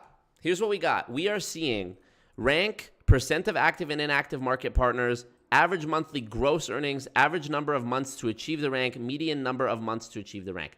So look, it says for market partner and managing market partners, the percentage of active and inactive market partners at this rank in 2021 is 96.6%. I'm actually stunned right now that they would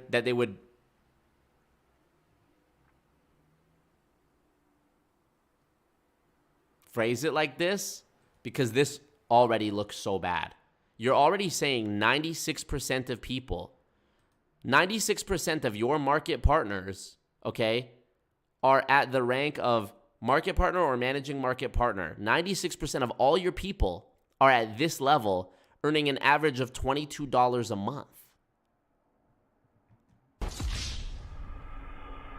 Now, typically in an MLM income disclosure, they beef it up, and I'm going to show you how these numbers are inflated because that number, 96%, is actually too conservative. It's generous on behalf of Monet, and I can prove this to you.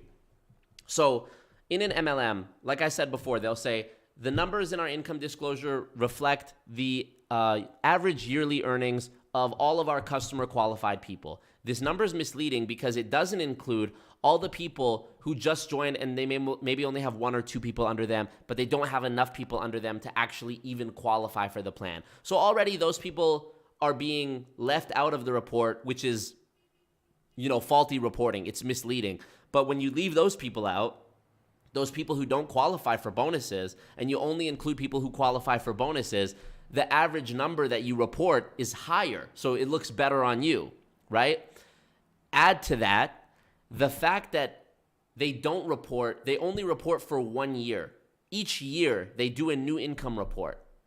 So the income report, the disclosure, doesn't show how most of the people who are in the company this year are people that were recruited this year. It's not showing the people from every previous year who joined for 3 months and then quit, which is typical of MLMs. They get churned out. The attrition rate, they call it, is so high.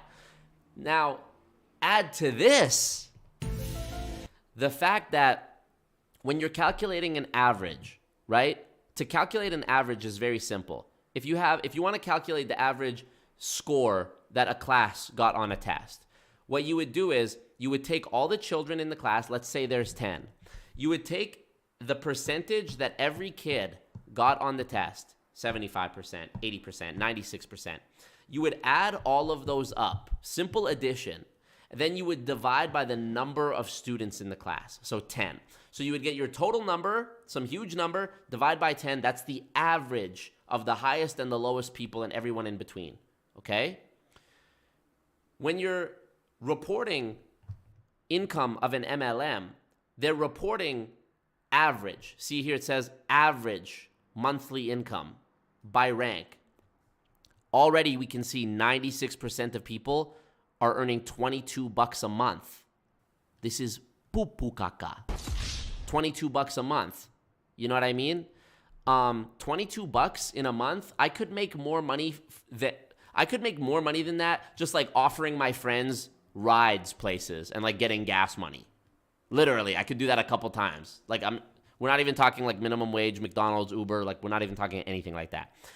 So when it comes to these averages, you have to consider there are people in this company making big money. Look down here, 0.002% of people, it says, by their own report, are making $71K a year or higher. A month. So that's a lot of money, right? $70K a month. And the top 0.002 people, 2% of people are making that. Let's say there's 100,000 people in the company, right? Times 0.002 is 200. So that means out of 100,000 people in a company, hypothetically, I know there's more than that. So it's, around that though. There's 200 people that are actually making the big money that they advertise, right? If you remove those people from it though, those people who are at the top, those people who are constantly recruiting and going on Zoom calls, those people who are in the company year after year, who stay, who have been in it for years, if you remove those people from the equation, the average amount of people losing money goes way up. Do you understand what I'm saying? Like, am I explaining this properly enough? Like, if the average is calculated by taking the earnings of every person and adding them up, then dividing that number by the amount of people in the company, you're going to get these numbers that they show here. But what happens when we don't account for the people who are making the big money? Well, now we get a much clearer picture. We see how this 96.9% 99.6% very easily jumps to 99 point something percent. So I actually didn't have to do a lot of math here. The Monet income disclosure made it pretty fucking easy for me. I'm actually amazed that they made it. They didn't even really seem to try to smudge the numbers that much. Like, this looks fucking abysmal. $22 a month? The fuck? Yeah, you could absolutely make more money begging for change, Alex. So yeah, let's look at this. Let's really look. Even you go up a few ranks, right? Like, let's go to associate market mentor. We're halfway through the list, more than halfway through the list. An associate market mentor represents, like, if you have this rank, it represents 0.43% of the company. And even those people are making $2,700 a month. And the average time it takes, this is something I've never seen included in an MLM income disclosure, the number of months it takes to achieve the rank. The average number of months that it takes to achieve this rank is 17 months to make $2,700 a month?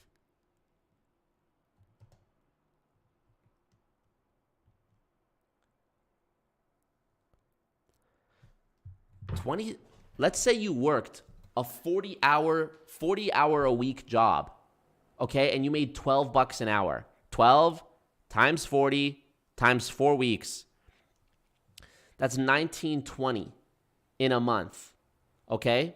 So these people aren't even making that much more. Like, here, let's do 27.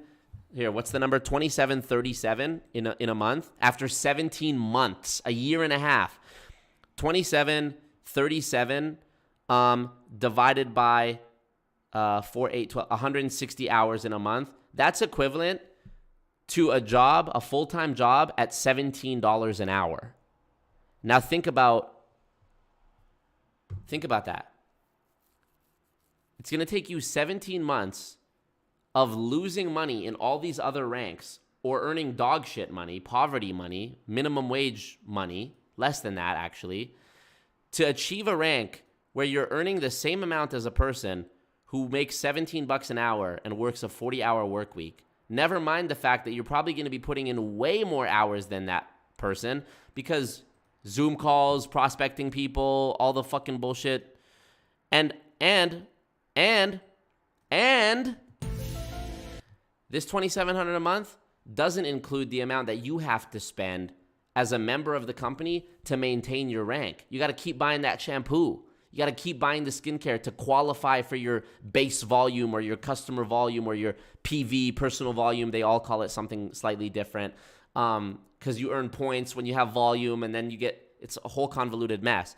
So it doesn't include the amount of money you're spending on the products. It doesn't include the amount of money you're spending on going to driving to meetings if they do in-person meetings. It doesn't include the amount of money you're spending on their conferences. It doesn't include the amount of money you're spending on your team's hoodie or whatever the fuck. So, and this is, again, more than halfway up the tree, and after 17 months of work, okay? And again, this average, this number here, is inflated by the fact that we are also calculating the money earned by those at the very tip top of the company. So, look at this. $70,000 a month. 0.0002% of people earning that in a month. And it takes them on average 22 months to get there. Let's read here. These figures are not guarantees or projections of your actual earnings or profits. The above figures include only bonuses, commissions, or other remunerations made to market partners by M&A. They do not take into consideration, exactly, here we go, listen. They do not take into consideration any expenses incurred by market partners in operating their business or profits or losses when products are resold by market partners. So again, it's not including the cost of the products you buy. It's not including the cost of, I imagine, I don't know, but I imagine this company has a monthly fee that you pay to access their back office, just like ACN, WFG, Primerica, all of them have that. Doesn't factor in those expenses. Expenses incurred in operating an independent Monet business may include, but are not limited to, here we go, they're fucking just spoon feeding it to me, the purchase of a starter kit, payment of renewal fees, purchases of product samples or inventory, shipping costs, transportation costs, training and educational expenses, and travel expenses. Okay, so they outlined even more expenses than I thought of off the top of my head. In some cases, look at this. In some cases, these costs and expenses may exceed the amounts earned by market partners from Monat. What job in the world? What job in the world has expenses that outweigh its income? I don't fucking know. Monat makes no guarantee of financial success, and you may lose money. Success with Monat results only from successful sales efforts, which require hard work, diligence, skill, persistence, competence, and leadership. Low-key gaslighting, all good. Your success will depend upon how well you exercise these qualities. Well, to me, that's so fucking toxic because it implies that if you don't succeed, then you don't have those qualities. You're not a driven, whatever, intelligent person. So think about that. 99% of people, here they say 96% are earning $22 a month. But like they said down here, it doesn't include all their expenses. So really, $22 a month, I mean, what can $22 a month get me? One bottle of shampoo? So if I'm in this rank in Monat, or even this rank, or even this rank, or even this rank, or maybe even this rank, my expenses are going to keep me in the red. Like, at this rank where you're earning $2,700 a month, you're probably actually earning closer to this or this a month because of all the expenses. You know what I mean? Amazing. Amazing. Now, consider 96% of people losing money, because one of the biggest rebuttals that I get is that, well, 99% of all businesses lose money, blah, blah, blah. Well, let's look at I want actually you guys in the chat to tell me. By the way, thank you so much, Joey K, for the bag. Appreciate that, Joey K. He said, if you account for all the money you have to spend and bullshit you have to put up with, this is the equivalent of going to school for a year and a half to get a minimum wage job. It's actually worse. It's actually not equivalent at all. It's actually way worse of a deal than that. Somebody in the chat tell me, what is a business model or like an industry where it's really volatile, where you have like a really big chance of failing? For me, I think the biggest one that I can think of is maybe like restaurant or bar, like in terms of volatile industries. But you guys let me know. Let me catch up with your comments too. What up, Dondre? Silica Valley, Harpreet, Tenzing, James Bennett, NPaz. All that suck my dick shit. I ain't playing that. I'm moving around right now. Hey, NPaz, check this out. Hold on. You're broke! You're fucking poor! Obama. Billions and billions, Motherfuckers think they joined an MLM to make billions and billions. fast forward 6 months. You're fucking poor!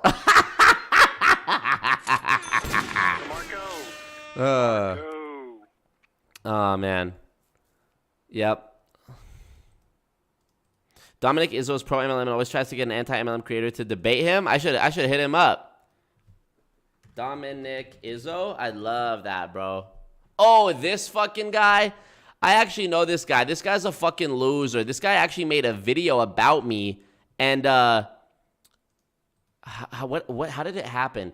He messaged me some shit on Instagram. Oh, no. He commented on a video of mine, and he messaged me on Instagram some whack shit.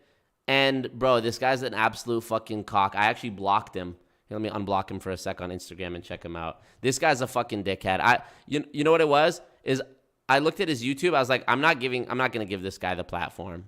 Like, this guy's literally a fucking idiot. Oh, my God. His story is so haram. Oh, dude. He's on some QAnon shit. Look at his story. It's in our water. Oh, it's turning the frogs gay. Or whatever fucking Alex Jones said. Yeah, this guy, I would never fuck with this guy. Follows 5,000 fucking people. We get it, bro. Bro, do you not have a wife and kids, bro? What are you dedicating all this time to, bro? Fucking loser. Yeah, I'm pretty sure, bro, 900 subscribers? 900 subscribers? You think I'm going to give this guy the fucking platform, bro? He has a video about me. I'm sure he does.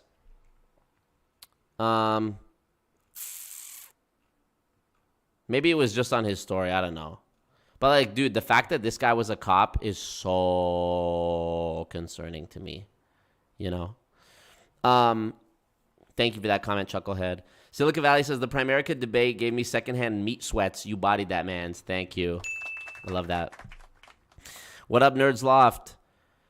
Check out Tony Van Schoik. She's literally the top of the pyramid. I love that. Rainley says, free top G. Yep.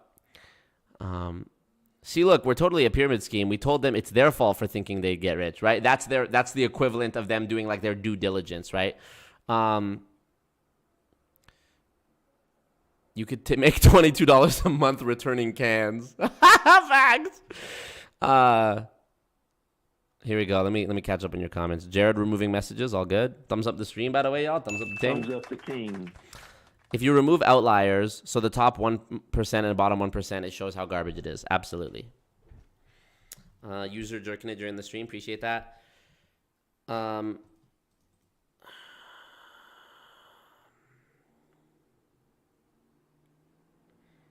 Literally more money working at McDonald's. Revlon, Vidal Sassoon, those companies don't do network marketing. They make real money. Yep. Herbalife, definitely, in my opinion, a pyramid scheme. There's a whole movie called Betting on Zero. Maybe we should do a movie night in the Discord one of these nights and watch Betting on Zero. Click the link in the description to join the Discord. I've already had Robert Fitzpatrick on my channel. He is featured in that movie. Dr. Bill Keep is in that movie. I'm going to have him on the channel. I don't know. Yeah, I think Steve Hassan, the cult expert, is in the movie. I'm going to have him on the channel. And Doug Brooks, the lawyer who actually is the one that fights in that case in the movie, is a friend of mine, and I'm going to have him on the channel as well. So definitely amazing movie. I should have just bought it at this point because I've rented it like 4 or 5 times, and I should have just fucking bought it.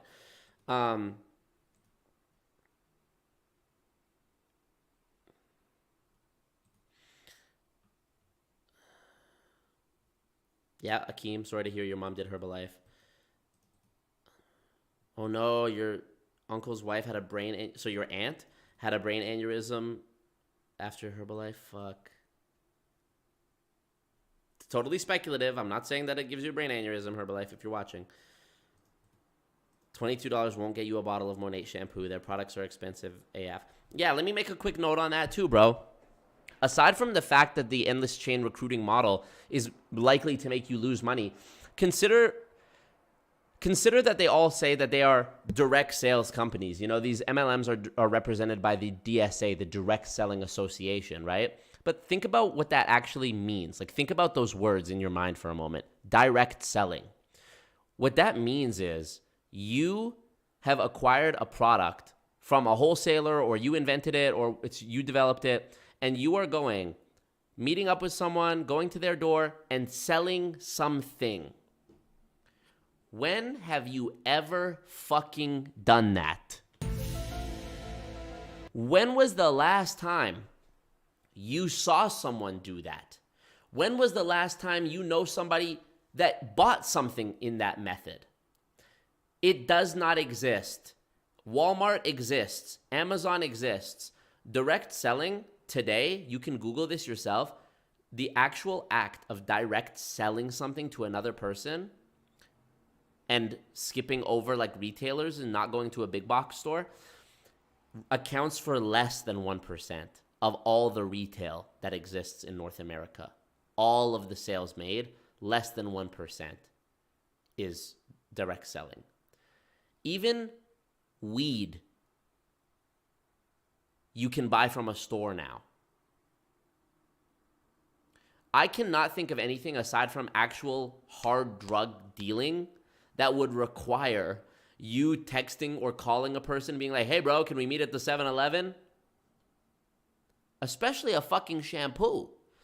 You're telling me, like, I'm I don't really care much about shampoo. I'm fucking bald. But let's pretend I was a girl and I cared about shampoo. You're telling me that this Monat shampoo, which is super expensive, and I have to burden myself by calling my homegirl to buy it from, you're telling me that it is such a successful and amazing product that I wouldn't just go to, like, it's so good that I'm not just going to go and get something from, like, Shoppers Drug Mart or like Superstore or, you know, what's the shit, Sephora or MAC or whatever, like girl products they sell, makeup and skincare shit and, you know, hair care. Like, you know, it's almost like making the argument that Blockbuster should still be around because it's just, you know, it's just better to go rent the DVD in person. When, you know, I would equate it to that. Like, it's just something that went away. It's an old way of doing things that doesn't exist anymore because of technology. Like, convenience always wins. Why would I buy, you know, I'll buy my fucking, I could buy shampoo on Amazon. Do you know what I mean? So to even say that these companies are direct selling is such a bastardization of the truth. And it's just another language game that they use to disguise what is really going on. Direct selling is a totally obsolete business model. Nobody does it. And so, you know, the point that I'm making here, hey, FTC, does their own website not prove it's a scam? Totally.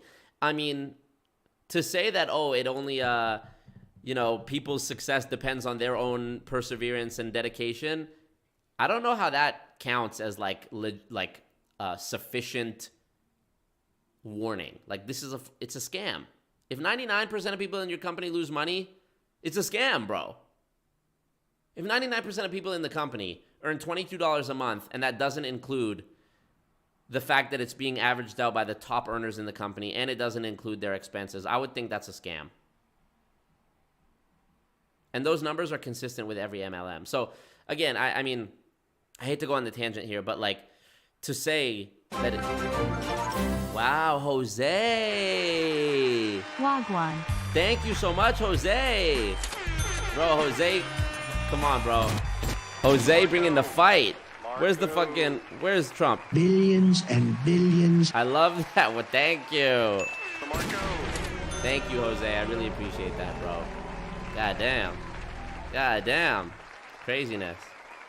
Yeah, I mean, that's the point I was going to make is like, aside from this pyramid scheme shit, people do ask me, well, what about the products of the company? What about the, you know, what about the products? What about this and that?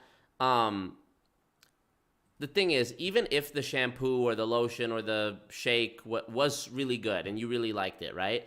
I would argue that it is still unethical to buy products from this company or support a friend or relative who is in this company, because you're just, when it comes to them, you might think you're supporting your friend or family, but you're actually just prolonging the cycle in which they lose money ultimately.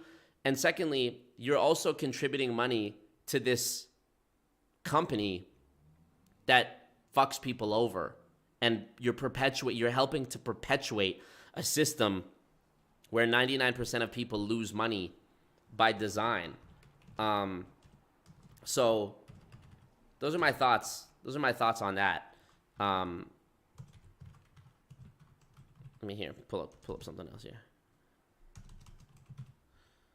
I'm going to read your guys' comments here. I'm going to catch up. Appreciate all you guys liking the stream. Let's get to 150 likes, too, if we can. That'd be sick. Thumbs up the team.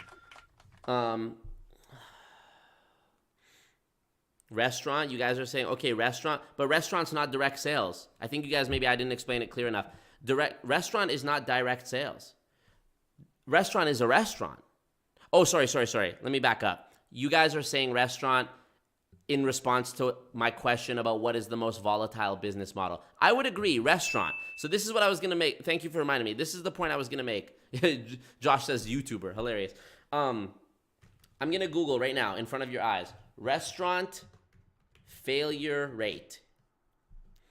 The national restaurant failure is difficult to track, but the National Restaurant Association estimates a 30% failure rate in the restaurant industry.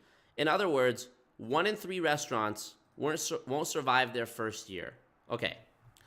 So a business model that relies very heavily on location, right? Let's say you're in a pop-in hip part of town and you open a restaurant.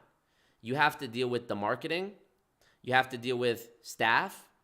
You have to deal with the fact that people might want to steal money from you if they work for you. You're dealing with the competition of other restaurants in the area, you're subject to the rise and fall of the economy, whether people have extra money to go out to eat or not. The supplies, the costs that you have, in the event of something like COVID, you have to shut down.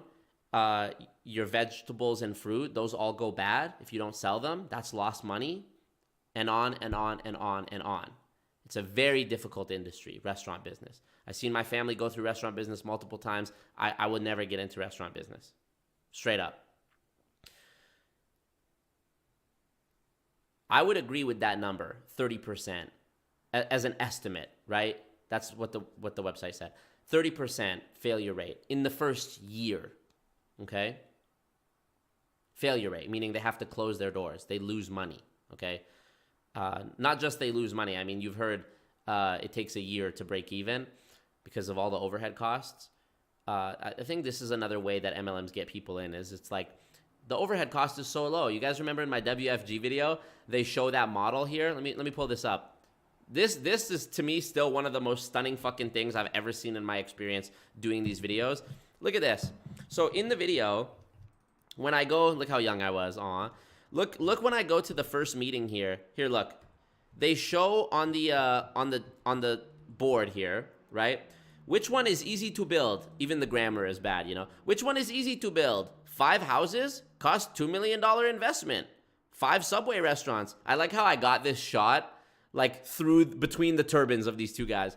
5 Subway restaurant they're talking about. $1 million investment. 5 Blue Jackets, $0 investment. Billions and billions. So, you know, we're talking about restaurant business. A lot of overhead, 30% failure rate, takes a year to break even anyways. And I think, like I said, this is probably one of the ways that pyramid schemes get people in. It's like, oh, it's a low barrier to entry. Oh, you're poor? You're fucking poor! Oh, you're poor? It's okay. You have $100 to join the company or whatever. So, by the way, almost at 150 likes. And thank you again, Jose Cabuco, for that generous donation, man. Appreciate that a lot. You've got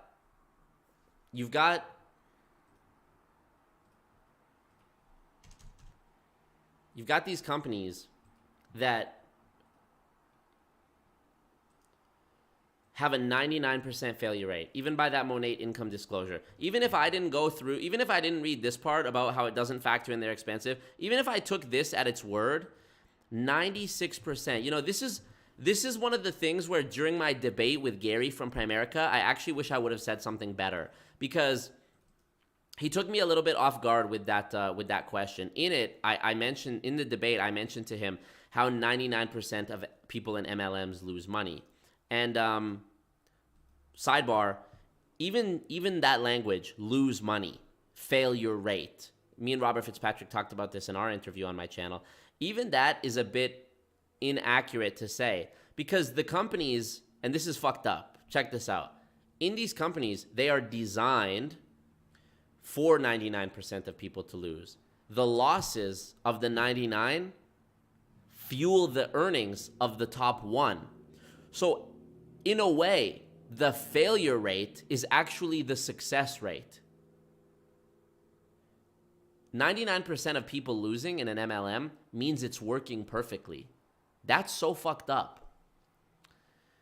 When you think about it like that, it really makes your skin crawl. At least it makes my skin crawl, because it's like it's just a clear representation of how predatory it is. And it's the same all across the board. I'm moving around right now. I should get that. I'm the chosen one. I was debating adding that to the soundboard, but I was like, I don't want to have too many Trump sound effects on the soundboard.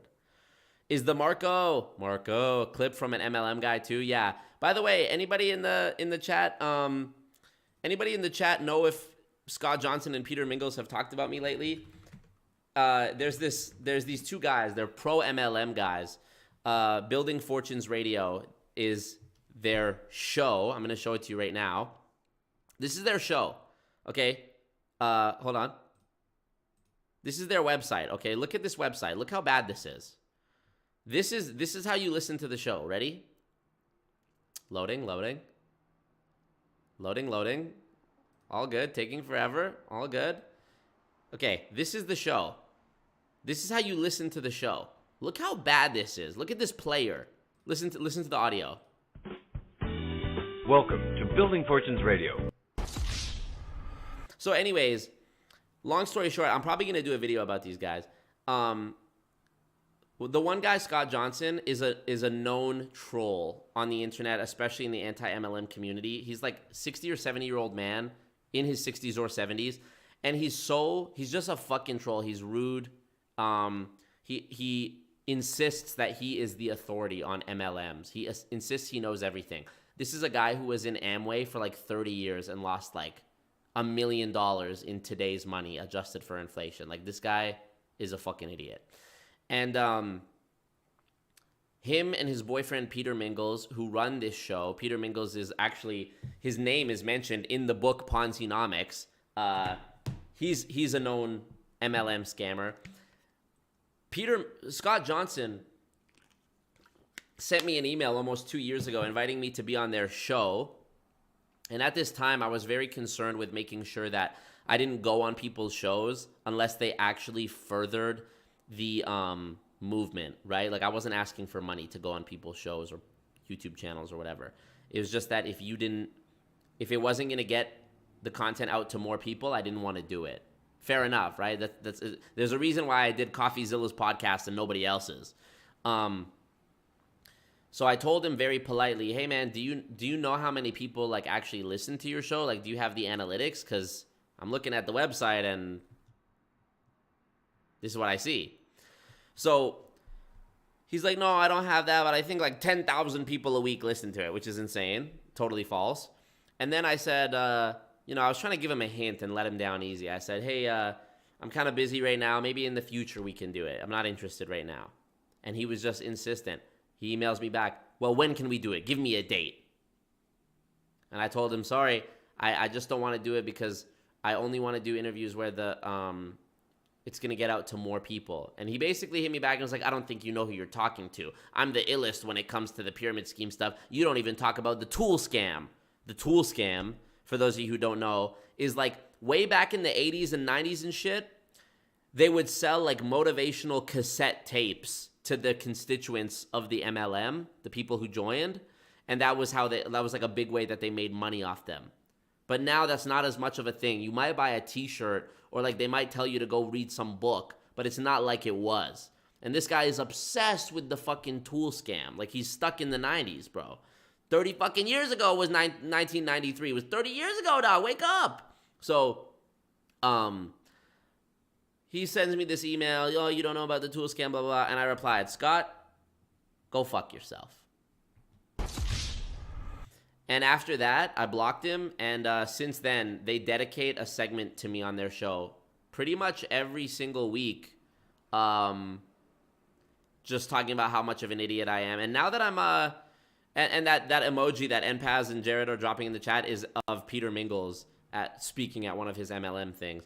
And, everybody in the anti-MLM community know them. Every expert knows them. They are just literal trolls that harass people. And yeah.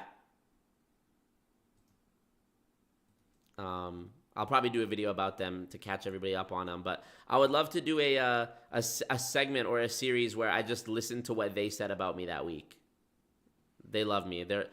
Honestly, they're so obsessed with me that they're an honorary part of the community. Like, I love them. Saul, I am. Don't worry, Saul. I am. Thank you, Saul, for that. Better call Saul. Silicon Valley says sex work is one of the things where you would actually need to meet with another person in person. Yeah, I mean, aside from sex work and drug dealing, I can't think of any others where you would need to do it. Direct selling for food would be like some old lady that makes spring rolls and sells them on Facebook Marketplace. Like, that would be direct selling. So yes, Lisa, the Marco guy is from an MLM as well. Thank you, Saul. Dom's YouTube is bull of MLM. Yeah, bullshit. Bullshit of MLM. That guy sucks. Just joined. What's up, everybody?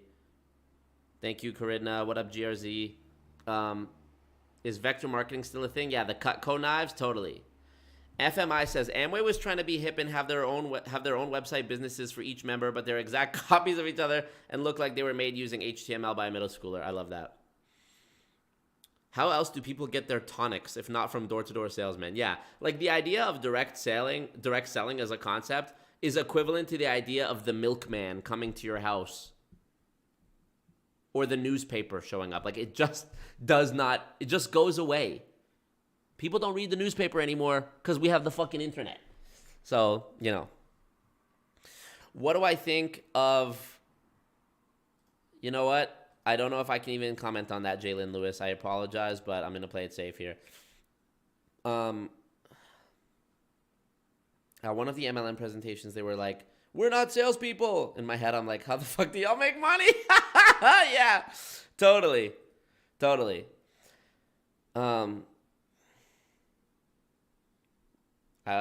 Joey K says, quote, oh, I've never seen your product in any stores or online or used by anyone ever, but you did show up at my house and annoy me, so I'll trust that it's the highest quality and a legit business. Exactly. Next up. Billions and billions. Fast forward 6 months. You're broke! You're fucking poor! I love that sound effect for the MLM shit, bro.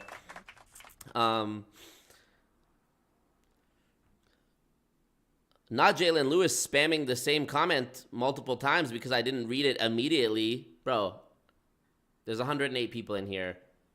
I'm trying to read every comment. You want me to change the chat to fucking slow mode?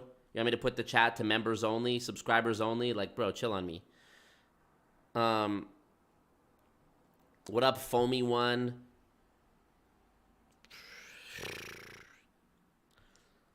Market brings the people, buddy. No, system brings the people, buddy.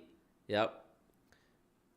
What up, Romank? Joey K says, and bullshit laws. Like in NYC, there's a rule where you get penalized if your canned drinks have dents. Because back in the 1800s, cans were still made of tin, so dents meant pieces of tin in the drink. That's insane. It's like Russia. The wealth gap is crazy. The oligarchs are insanely rich, but the majority are dirt poor. Yeah, MLM is sort of like, you know, Russia in that way. We used to intentionally dent cans in the grocery store to get a discount. Wow. Add the soundbite from The Matrix. He's starting to believe. Ooh, that's a good one, bro. That's a good sound effect to add for the MLM shit. Ooh, bro. I like that one.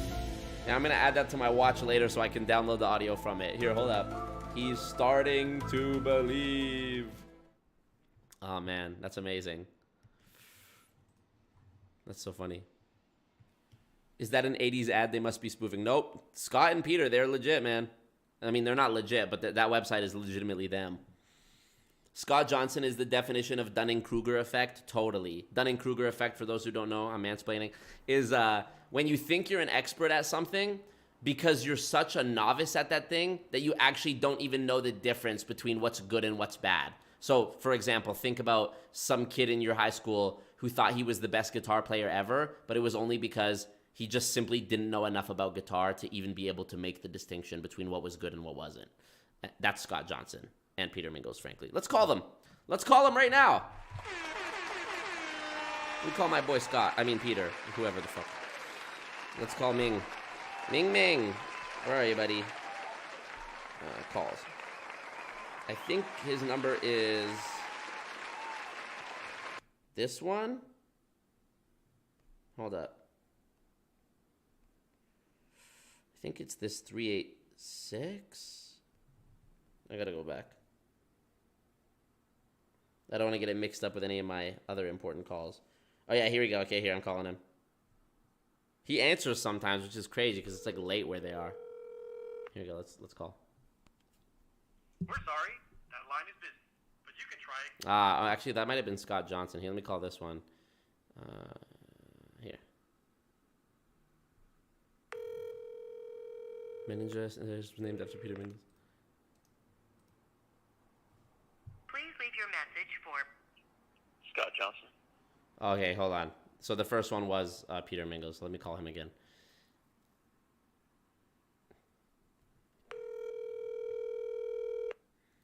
Marco missed the opportunity to have people We're from sorry. That line is busy. to have people from 1992 hear his message. Wait, are they live right now? Are they doing their show right now, or how come his line is busy? By the way, they record this show without even like microphones. They record it through the phone. That's why the audio is so bad. They record through like a phone call. Listen. Make sure you check us out at Building Fortunes Radio. My mom persisted and she's still in the business. I wonder what that is. I mean, is there a certain kind of Well, they got Artage on the show? What is this shit? who, is more susceptible to continue in the business? I wonder. That accent plus the fact that it's through the telephone like quality is so fair, but just sort of fell in line, and I thought it through and made a decision. I mean, bro, be a fucking professional, At this point, I and I think you guys are probably on the same page with me. I would raise the money or donate the money from my own pocket for them to get a better setup, just so that we could enjoy the hate that they throw my way in a little bit better quality. Who's with me? I'll buy them a fucking microphone, microphones and audio mixer so that they can make this shit proper, bro. You realize even using the voice memo quality, like the voice memo on an iPhone is better quality than that? Oh my gosh. If somebody can give me the link and the timestamp to their most recent Marco bashing session, I would love to play it on the stream. You think Scott is a fan of Dominic Izzo? Yeah. I'm late to the stream, so I'm just now watching. What up, Amanda? Appreciate you. That fool not going to remember getting punked on the phone for 4 hours in the middle of the night for the rest of his life. Yeah, totally. A hitman would need to directly meet up with someone. Okay, hitman, that's another business. I was crushed when my boy put me onto a video of Kevin Garnett. Yeah, exposing MLM. Yeah, I know. Kevin Garnett's had his fair share of financial issues, bro. NPAS says, safe to say that most examples of direct selling in modern day are mostly illegal. I mean, yeah, you're totally correct. Sex work, drug dealing, selling counterfeit shit, clothes, shoes, black market shit. Yeah, I appreciate you guys. If you are thinking about donating, please listen to David's advice in the chat. Use that Streamlabs link because YouTube, we love YouTube, but they take 30% of all the interactions as a fee. So if you guys want to donate to me and support me, but you don't want YouTube to take 30% of it, hit the Streamlabs. Wagwan on break, thumbs up the thing. Thank you, Chasms. Oh, Chasms, you've changed your username. You were what was your username before? I recognize your picture. For sure, landline, totally. I was in the meeting. The title says Scott Johnson invites Indian guest Pranith about Amway. Oh my God. Who uses Blog Talk Radio nowadays?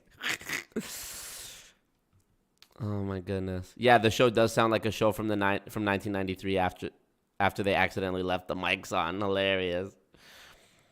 Imagine Building Fortunes Radio with good mics, cameras, and a green screen, bro. That gets me hyped to think about, bro. I would love that. Billions and billions. Obama, Oh, they do it on Saturday. Shit. Christian SMK, change it to Chasms. Anti-MLM Riz champion, for sure.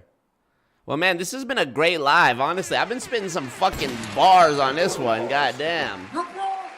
You're fucking poor. I love that. I actually love that Andrew Tate audio sample right there. You're saying I should add this sound effect to it? This one from The Matrix? Here, where is it? He's beginning to believe. He's beginning to believe. What is he doing? He's beginning to believe. Crazy. Yeah, I need that one. The disclaimer, David. Yeah, I seen that. Just know you're struggling when people that don't like you get excited at the thought of you doing better because it's funny. They're always saying Marco's channel is dying. I give it 6 months before he's working a job again. And then every time that happens, somebody donates a bag on my stream to spite them because they know that like they're going to then be watching my stream. So like this whole series is them reacting to me reacting to them reacting to me reacting on and on and on to the email from like a year and a half ago. Can't make this shit up. Can't make this shit up. Oh, fuck.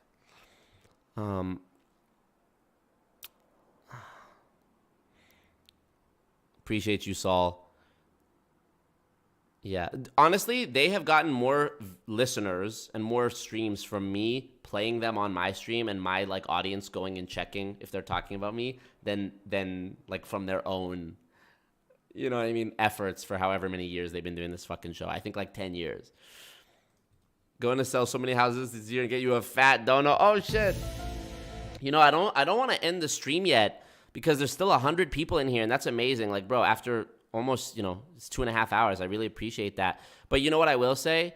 I'm going to be updating you. Like, I'm not live every day, but I am in my Discord every day and I'm updating you guys about like stuff that happens in my anti-MLM journey and whatever before I even go live. And on days when I'm not live. So I'm not gonna pester you about it, but the Discord link is here in the description. I'm gonna put it in the chat too. Bro, this is a brand new anti-MLM Discord. Join it. All the updates are gonna be in there. And we're even gonna do voice chats. And if you're a member of my Patreon or a member on YouTube, you have access to the there's a VIP channel in that Discord that nobody else has access to except the patrons and members, where I'm going to be posting stuff and also where you'll see the new content early, like before it's publicly released. And I'm going to do voice chats for everybody who's in there, as well as voice chats, private voice chats for the patrons and members, because when I first started my original Patreon, there was some times where there was just so many people in the voice chat that it was like quite literally impossible to do a voice chat because there's just so many people talking at the same time. But if you guys want to talk or share your experiences or talk about MLM, like the Multi-Level Misery channel in my Discord is where you can give me a 1-2 sentences about your experience and maybe come on the show. I would love that. And also, like, we can just talk in Discord and you can share your thoughts about whatever. Like this server already almost has more servers than the original Discord server. Sorry, already has almost more members than the original Discord server I started when I made my YouTube channel like over 3 years ago. So very grateful for you guys' continued support on this MLM journey. Yeah, you think they could buy decent mics by now. GoFundMe. I don't think actually, Saul, I love that enthusiasm, but I actually don't think that is how Netflix decides. Like, I don't think it's a matter of money. Like, you don't give money to Netflix to get your documentary on Netflix. Like, they buy it from you. But you have to have like a whole pitch. You know what? I'm not even worried about Netflix, nothing like that. I'm just gonna keep going, building this thing one brick at a time, one piece of content at a time. And, you know, tomorrow I'm filming 2 episodes of Multi-Level Misery. I have 2 different interviews to do back to back. So eventually, once the channel starts growing and more people reach out with their stories, maybe I'll be able to do the show more than once a week, you know, and I'll be having daily content, you know, clips, all the clips from the Multi-Level Misery episodes, interviews. Like, I have 8 different pieces of content in my mind planned for the next 8 weeks. Like, a new episode of Multi-Level Misery every week, plus the interviews that I'm doing in the coming weeks, which will come out in between the Multi-Level Misery episodes. So actually, it's more like 8 pieces of content in the next 4 weeks, but like for sure the Multi-Level Misery every week. So very excited about this new chapter. Building that fortune one brick at a time, exactly. Thumbs up the team. And this voice that you're about to hear is also Scott Johnson. I got to get the bag. That's him quoting me saying, I got to get the bag. Thank you, Lucy Tunes and Voldy, for the bag. And this is also Scott Johnson. Thumbs up the ting. Impersonating me saying, thumbs up the ting. Like, click like on the stream, basically. Appreciate you, David, man. For real. Thank you for the support. What would you do? What would they do if you bought 2 proper microphones and had it shipped to them? I know where they live, so I could. But, you know. I wonder what they'd say. I love when they low-key compliment me, too. Like, there was one stream where after I'd been going to the gym really consistent for, like, 8 months, prior to that point, they had always been saying Marco has the body of a 13-year-old girl, which very weird thing to say for 2 elderly men. But after I'd been working out for, like, 8 months, Scott was like, Peter was like, you know, he has actually put on some muscle. And Scott was like, yeah, he's not looking bad. Like, even they were giving me compliments. Like, I love those guys. They're fucking hilarious how whack they are. Saul, I can't say too much, Saul, but let me just say you're not going to be disappointed. I'm combining all the skills that I've gained from my anti-MLM journey and experience so far, and combining it into this next chapter. So appreciate you guys. I got to save my voice a little bit for tomorrow. I got two interviews to do. So,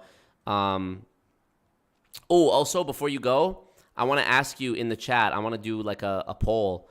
I don't even know. Yeah, let me do a poll. It's just easier than you guys typing. How are we feeling about the length of the multi-level misery series? Like, is between 30 and 60 minutes good? How long for multi-level misery episodes? I'm going to put one option as 30 mins and one option as 60 mins. And I'm going to see what you guys think, because that's something I really want to be respectful of and gauge. I don't want to flood you with like so much content that it becomes overwhelming, you know? So I just want to know what you think. So I've put a poll in the chat to ask you guys. And then him saying he has the body of a 13-year-old. Not that that's a bad thing. Yeah, so sus. Send them microphones for Valentine's. Yep. Ming and Tex are really one of the best story arc of Always Marco. So true. Will Gabby be back for the continuation of the Saji horror series? Probably on the second channel, yeah. For sure. Lee Tries loves the longer content. Right now, 18 votes. It's sort of in the middle. People saying 56% saying 30 mins, 44% saying 60 mins. I'm going to drop like a mixture of content of, you know, I'll drop some 30 mins, I'll drop a 45 min, I'll drop a 60 min. And honestly, whichever like has the best retention or performs best, I'll just keep doing that. I think the sweet spot's probably somewhere in the middle.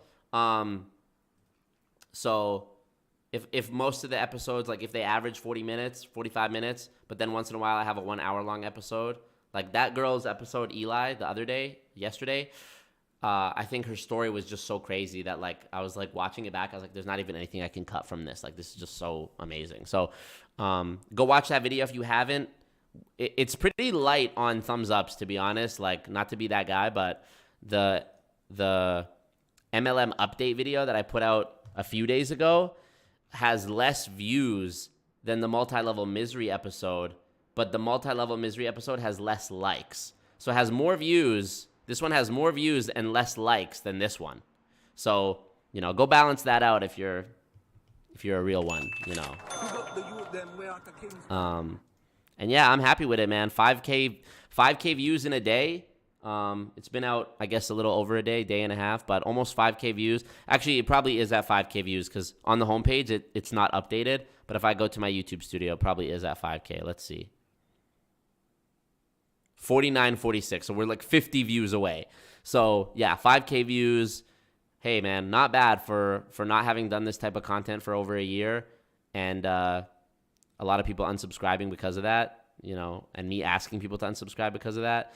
Not bad, bro. I think we can really grow something together from here. And you guys are still here, so I appreciate that, man. For real. Where's the button? Obama. I mean, I just like that.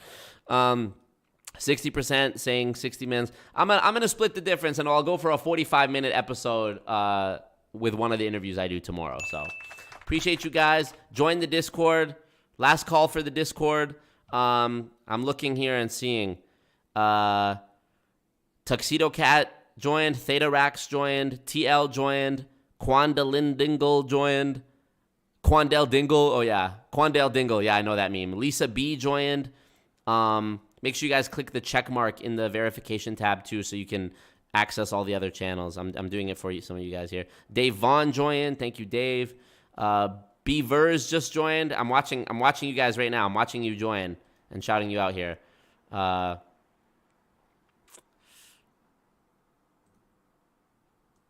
watching you. Appreciate you guys. Yeah, this is gonna be the place where we do all the updates from now on.